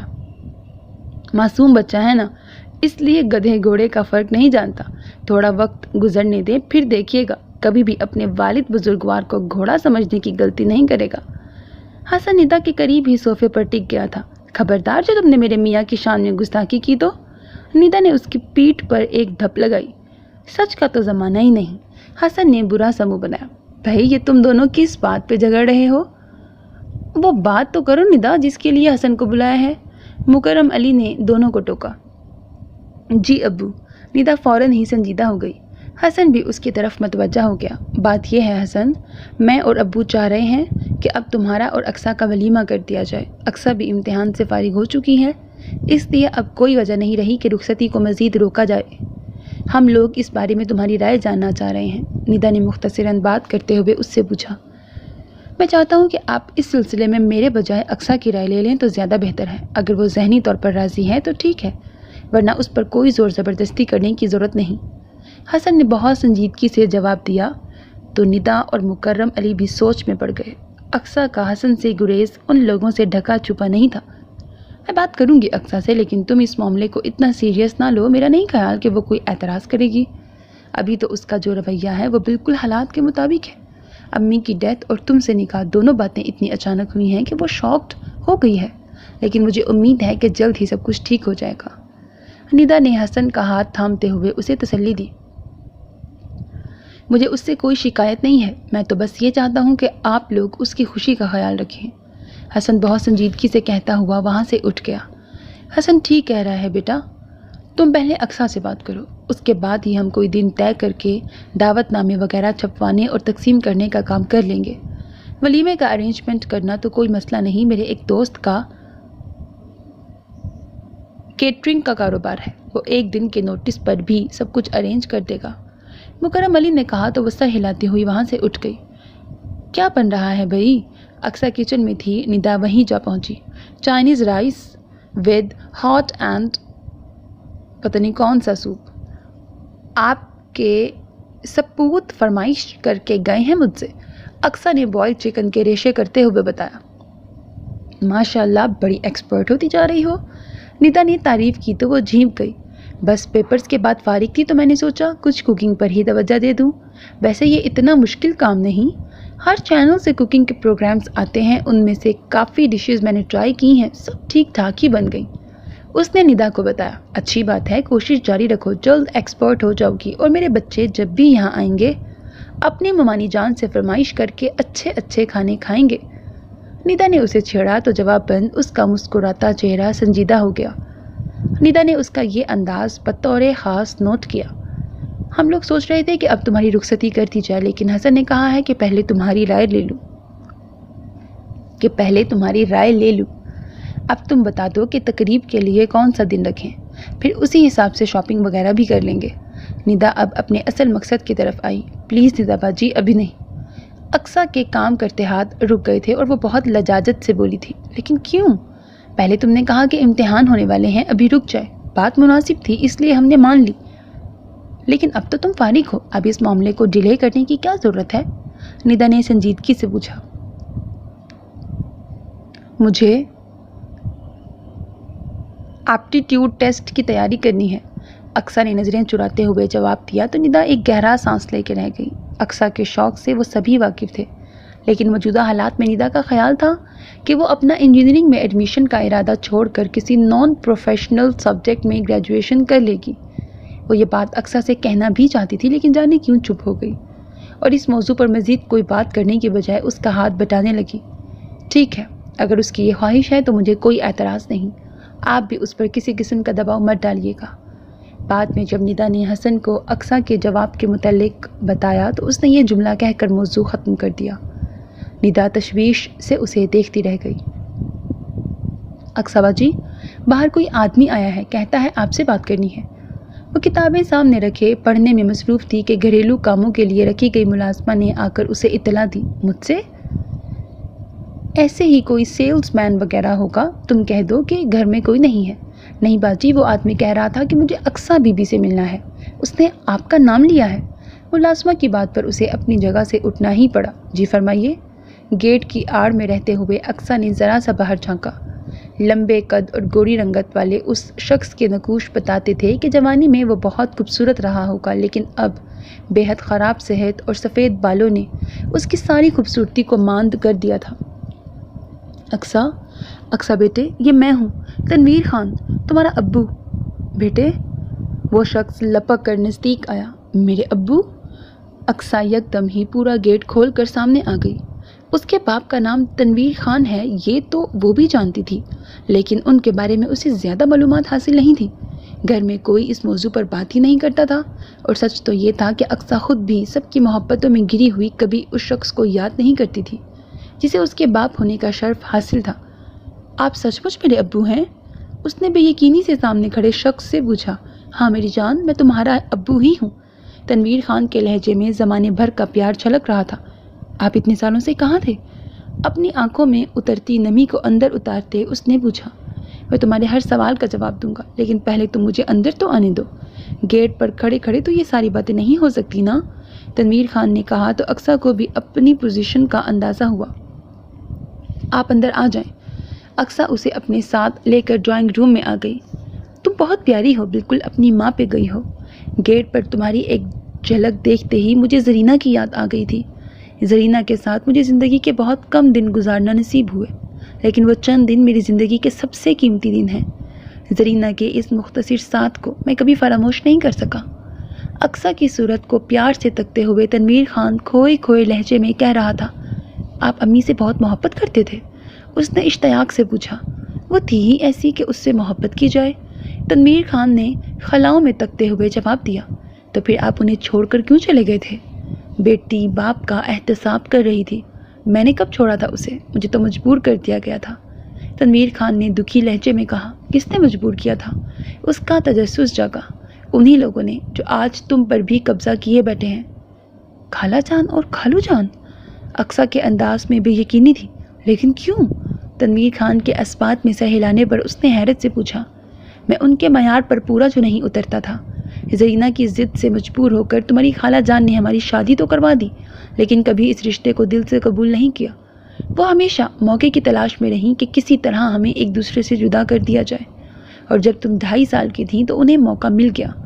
میرے اور زرینہ کے درمیان کسی معمولی سی بات پر نا اتفاقی پیدا ہو گئی، جسے ہوا دے کر ناراضگی تک پہنچا دیا گیا۔ زرینہ کو تمہاری خالہ نے میکے میں بٹھا لیا اور بس اس کے بعد سب کچھ ختم ہو گیا۔ مجھے موقع ہی نہیں دیا گیا کہ میں زرینہ کو منا سکوں۔ میں کئی بار یہاں آیا، لیکن کسی نے مجھے زرینہ سے ملنے نہیں دیا، بلکہ دھمکیوں پر اتر آئے۔ تمہارے خالو جان کے کئی شاگرد پولیس میں بھی تھے، ان لوگوں کے ذریعے مجھے دھمکایا گیا کہ میں زرینہ کا پیچھا چھوڑ دوں۔ مجھے گرفتار کر کے تھانے میں تشدد کا نشانہ بھی بنایا گیا۔ میں غریب اور بے اختیار سا آدمی ان اوچھے ہتھکنڈوں کے سامنے کب تک ٹھہرتا، تھک ہار کر چپ ہو بیٹھا۔ لیکن جب مجھے زرینہ کے انتقال کی خبر ملی تو میں رہ نہیں سکا۔ میں ایک بار پھر ہمت کر کے یہاں آیا، لیکن ان لوگوں نے دھکے دے کر مجھے یہاں سے نکلوا دیا۔ میں بہت تڑپا، بہت فریاد کی کہ مجھے میری بیوی کا آخری دیدار تو کروا دو، لیکن ظالموں نے میری ایک نہ سنی۔ بعد میں بھی میں نے یہاں کے چکر لگائے کہ بیوی نہیں رہی تو کم از کم مجھے میری اولاد تو واپس کر دو، لیکن ان لوگوں کے کانوں پر جوں تک نہ رینگی۔ ایک بار پھر میرے ساتھ پولیس تھانے کا کھیل کھیلا گیا، بس پھر میں ہمت ہار گیا۔ لیکن تمہاری محبت، تم سے ملنے کی تڑپ تو ہمیشہ میرے دل میں قائم رہی۔ ابھی کچھ روز قبل مجھے معلوم ہوا کہ امینہ بیگم کا انتقال ہو گیا ہے، تو میرے دل میں ایک امید سی پیدا ہوئی کہ شاید اب مجھے تم سے ملنے کا موقع مل جائے۔ میں نے مکرم علی سے اس سلسلے میں رابطہ کیا، لیکن انہوں نے مجھے تم سے ملنے کی اجازت نہیں دی۔ لیکن میں تمہارا باپ ہوں، میرا دل تمہارے لیے تڑپتا ہے، اسی لیے میں یہ خوش لگانے کے بعد کہ کس وقت تم گھر میں اکیلی ہوتی ہو، آج اس وقت تم سے ملنے یہاں آیا ہوں۔ بہتے آنسوؤں کے ساتھ تنویر خان جو داستان سنا رہا تھا وہ اقصیٰ کے لیے بے حد غیر یقینی تھا۔ محبت کرنے والی خالہ جان اور شفیق خالو جان کا جو روپ اس کے باپ نے اس کے سامنے پیش کیا تھا وہ اقصیٰ کے لیے بہت اجنبی تھا، لیکن تنویر خان کے آنسو بھی اس پر بہتے ظلم اور دکھوں کی داستان سنا رہے تھے۔ اقصیٰ تذبذب کا شکار ہو گئی۔ میں جانتا ہوں کہ تمہیں آسانی سے میری بات کا یقین نہیں آئے گا، لیکن جو سچ تھا وہ میں نے بتا دیا۔ تم یہاں خوش ہو، خوش رہو۔ میں تو بس اپنی محبت سے مجبور ہو کر ایک نظر تمہیں دیکھنے چلا آیا تھا۔ ڈر تھا کہ کہیں تمہیں دیکھنے کی آرزو اس ٹوٹے پھوٹے دل میں ہی لیے اس دنیا سے نہ چلا جاؤں۔ تنویر خان نے اقصیٰ کی آنکھوں میں موجود بے یقینی پڑھ لی تھی۔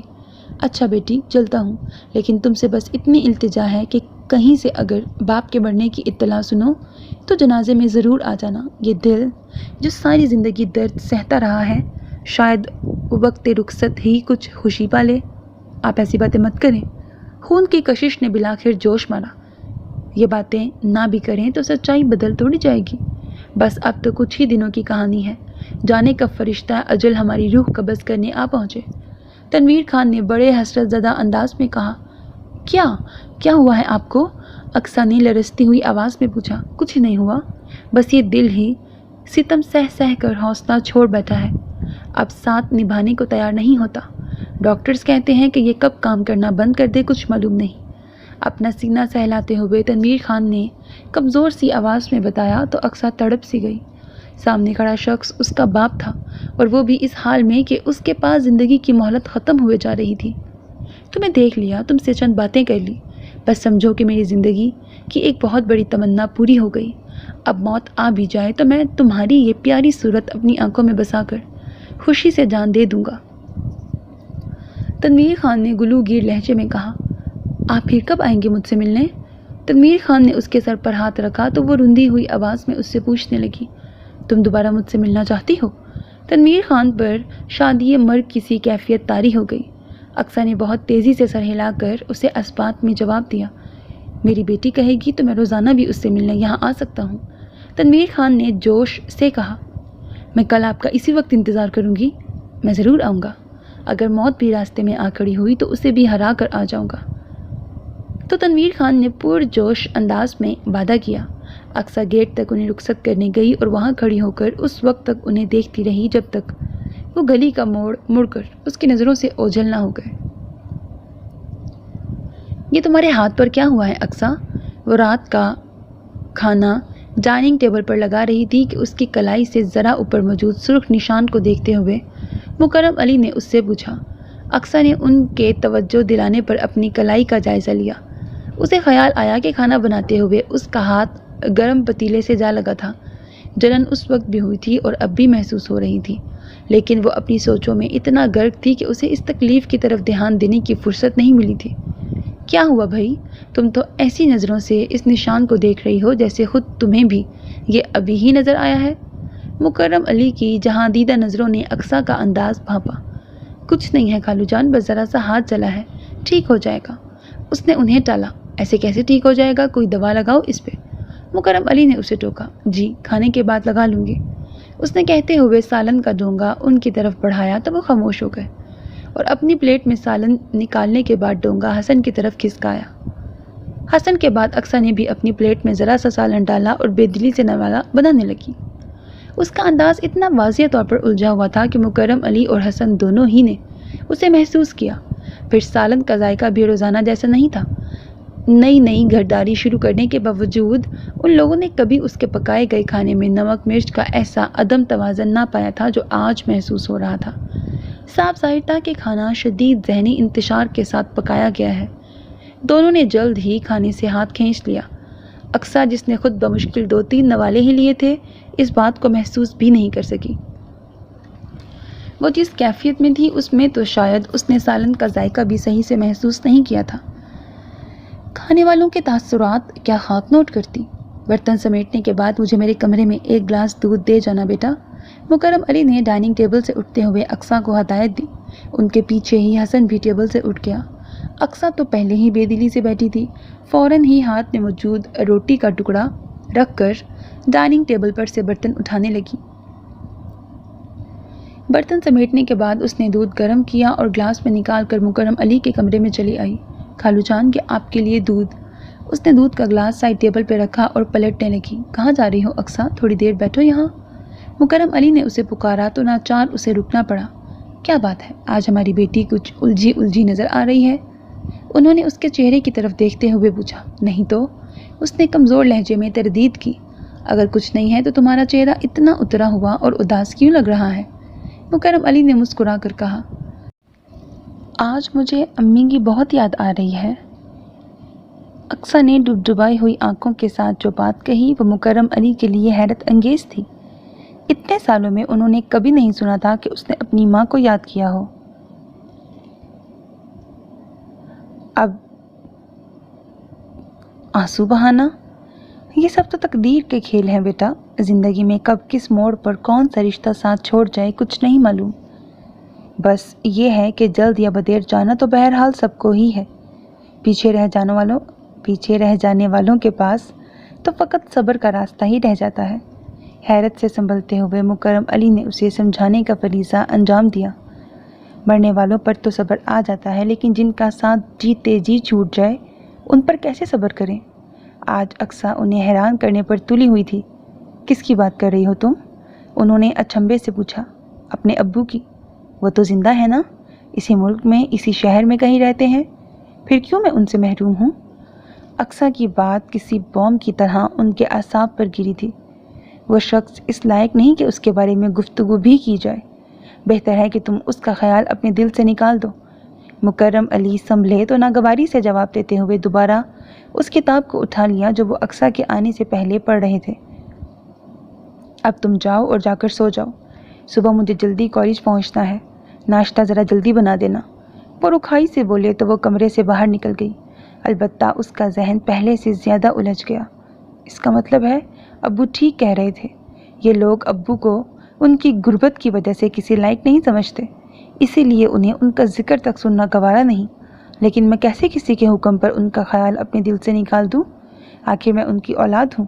وہ اپنی سوچوں میں گلتا اپنے کمرے میں جا رہی تھی کہ اسے پیچھے سے حسن نے پکارا۔ وہ پلٹ کر سوالیہ نظروں سے اس کی طرف دیکھنے لگی۔ یہ مرہم لگا لو اپنے ہاتھ پر، آرام آ جائے گا۔ وہ کوئی ٹیوب اس کی طرف بڑھاتے ہوئے بولا۔ اپنی ہمدردی اپنے پاس سنبھال کے رکھیں، مجھے ضرورت نہیں اس بھیک کی۔ وہ جو بہت الجھی ہوئی تھی حسن کو تلخی سے جواب دے کر اپنے کمرے میں گھس گئی۔ حسن کے چہرے پر جو غصے کی سرخی چھائی تھی وہ تک دیکھنے کی زحمت نہیں کی۔ ماشاءاللہ بہت ذائقہ ہے تمہارے ہاتھ میں۔ تمہاری ماں بھی بہت لذیذ کھانے بنایا کرتی تھی۔ فروٹ ٹرائفل سے بھرپور انصاف کرتے ہوئے تنویر خان نے اسے سراہا تو اس کا چہرہ اپنی تعریف پر کھل اٹھا۔ کیا آپ امی سے بہت محبت کرتے تھے؟ دونوں ہاتھوں کے پیالے میں اپنا چہرہ رکھتے ہوئے اقصیٰ نے اشتیاق سے تنویر خان سے پوچھا۔ اتنی کہ تم اندازہ بھی نہیں لگا سکتی۔ بس یوں سمجھو کہ لوگ ہمیں ایک جان دو قالب کہتے تھے۔ اس کے بغیر میں کیسے جی رہا ہوں، اس کا اندازہ تو تم میری حالت دیکھ کر بھی لگا سکتی ہو۔ تنویر خان نے افسردگی سے جواب دیا۔ آپ اپنا علاج کیوں نہیں کرواتے؟ آج کل تو علاج کی بہت جدید سہولیات موجود ہیں۔ پیچیدہ ترین امراض کا بھی علاج ہو جاتا ہے۔ آپ کسی اچھے کارڈیولوجسٹ سے اپنا چیک اپ کروائیں۔ اقصیٰ نے کہا تو تنویر خان ہنس دیا۔ آپ اس طرح کیوں ہنس رہے ہیں؟ वो उस हंसी का मफहूम ना समझ सकी। सोच रहा हूँ मेरी बेटी कितनी मासूम है, अपने बाप की हैसियत से वाकिफ़ होने के बावजूद उसे ऐसे मशवरे दे रही है। अच्छे डॉक्टर्स, अच्छा इलाज और अच्छी दवाएं सब पैसे से ख़रीदा जाता है, और मैं तो इतना मुफलिस हूँ कि बरसों बाद मिलने वाली बेटी के लिए कोई ढंग का तोहफ़ा भी खरीद कर नहीं ला सकता। 150 से ज़्यादा की मेरी हैसियत नहीं, और तुम आदी हो हज़ारों की चीज़ें बरतने की, इसीलिए खाली हाथ ही यहाँ चला आता हूँ। तनवीर खान ने बेचारगी से कहा तो अक्सा के दिल पर एक घूंसा सा लगा। वो तड़प कर अपनी जगह से उठी और तनवीर खान के कदमों में आ बैठी। सॉरी अब्बू, मेरी बात ने आपको हर्ट किया, लेकिन सच कहूँ तो आपने भी मुझे बुरी तरह हर्ट किया है। बेशक मुझे खाला जान के घर में हज़ारों की चीज़ें नसीब हैं, लेकिन आप मेरे लिए 10 रुपये की भी कोई चीज़ लाते तो वो मुझे उन सब चीज़ों से बढ़कर अजीज़ होती। तोहफे को कीमत से नहीं देने वाले की खलूस से परखा जाता है। उसकी आंखों में आंसू चमकने लगे। सॉरी बेटा, मुझे नहीं मालूम था कि मादा परस्त लोगों के दरमियान रहने वाली मेरी बेटी इतनी हसास और पुरखलूस होगी। अगली बार जब मैं यहाँ आऊँगा तो तुम्हारे लिए ज़रूर कोई तोहफ़ा लाऊंगा। तनवीर खान ने प्यार से उसके गाल थपथपाए। और आप अपना चेकअप भी करवाएंगे? अक्सा ने प्यार भरा इसरार किया। इसका मैं वादा नहीं कर सकता बेटा, मैं मजबूर हूँ। तनवीर खान ने माजूरी का इजहार किया। आप पैसों की वजह से ऐसा कह रहे हैं ना? तनवीर खान ने इस बात में सर हिला दिया। ये कोई इतना बड़ा मसला नहीं, बस आप 5 मिनट मेरा इंतज़ार करें। इतना कहकर वो कमरे से बाहर निकल गई। अपने कमरे में आकर उसने अलमारी खोली। कपड़ों की तह के नीचे कई नोट दबे हुए थे। ये वो रुपए थे जो उसे घर के अफराद की तरफ से वक्तन फ़वक्तन जेब खर्च के तौर पर मिला करते थे, लेकिन अमूमन उस रकम को खर्च करने की नौबत नहीं आती थी। उसकी तमाम ज़रूरियात और ख्वाहिशात उसके कहने से पहले ही पूरी कर दी जाती थी, इसीलिए उसके पास अच्छी खासी रकम जमा हो गई थी। अक्सा की यादाश्त के मुताबिक वो कोई 20,000 के करीब रकम थी। उसने सारे पैसे बाहर निकाले और उन्हें एक खाली लिफाफे में रख कर वापस ड्राइंग रूम में आ गई। कहाँ चली गई थी बेटा? तनवीर खान ने उसे देखकर मुस्कुरा कर कहा। बस एक ज़रूरी काम था, कहते हुए वो उसके करीब आ बैठी। आपसे एक बात पूछूं अब्बू? ज़रूर मेरी जान। तनवीर खान ने अपना बाजू उसके शाने पर फैलाया। अगर मैं बेटी की बजाय आपका बेटा होती तो आप कैसा महसूस करते? बिल्कुल वैसा ही जैसा अभी महसूस करता हूँ। मैं बेटे बेटी में फ़र्क रखने वाले लोगों में से नहीं हूँ। अगर आज तुम्हारी माँ जिंदा होती तो तुम्हें बताती कि तुम्हारी पैदाइश पर मैं किस कदर खुश हुआ था। तुम्हारे लिए मैं और तुम्हारी अम्मी मिलकर बहुत ऊंचे ऊंचे ख्वाब देखा करते थे। वो ख्वाब देखते हुए हमने कभी नहीं सोचा कि तुम हमारी बेटी हो। तुम बस हमारी औलाद थी, जिससे हमने अपनी बहुत सी उम्मीदें और तवक्कुआत वाबस्ता कर ली थी। लेकिन हमारी किस्मत की खराबी कि हम दोनों मिलकर अपने ख्वाबों को परवान न चढ़ा सके। तनवीर खान की आवाज़ बढ़ाने लगी। मैं वादा करती हूँ अब्बू कि मैं आपके हर ख्वाब को पूरा करके दिखाऊंगी, लेकिन अभी आपको अपना दावा साबित करना होगा कि आप बेटे और बेटी में कोई फ़र्क नहीं समझते। अक्सा ने कहा। वो कैसे? तनवीर खान ने पूछा। आपको ये रखना होगा बगैर कोई सवाल किए, बिल्कुल इसी हक के साथ जैसा आप अपने बेटे की कमाई पर महसूस करते। अक्सा ने ब्राउन लफाफा तनवीर खान के हाथ में रखा। लेकिन बेटा, उसने हिचकिचाहट का मुजाहरा किया। कोई लेकिन वेकिन नहीं, आपको ये रखने होंगे और अपना चेकअप भी करवाना होगा, वरना मैं आपसे नहीं मिलूंगी। अक्सा ने धमकी दी। ये बात कहकर तो तुमने मुझे मजबूर कर दिया है बेटा। मैं इतने बरसों बाद मिलने वाली अपनी बेटी से जुदाई कैसे बर्दाश्त कर सकता हूँ? तनवीर खान ने जैसे बहुत मजबूरी के आलम में खाकी लिफाफा अपनी जेब में रखा था।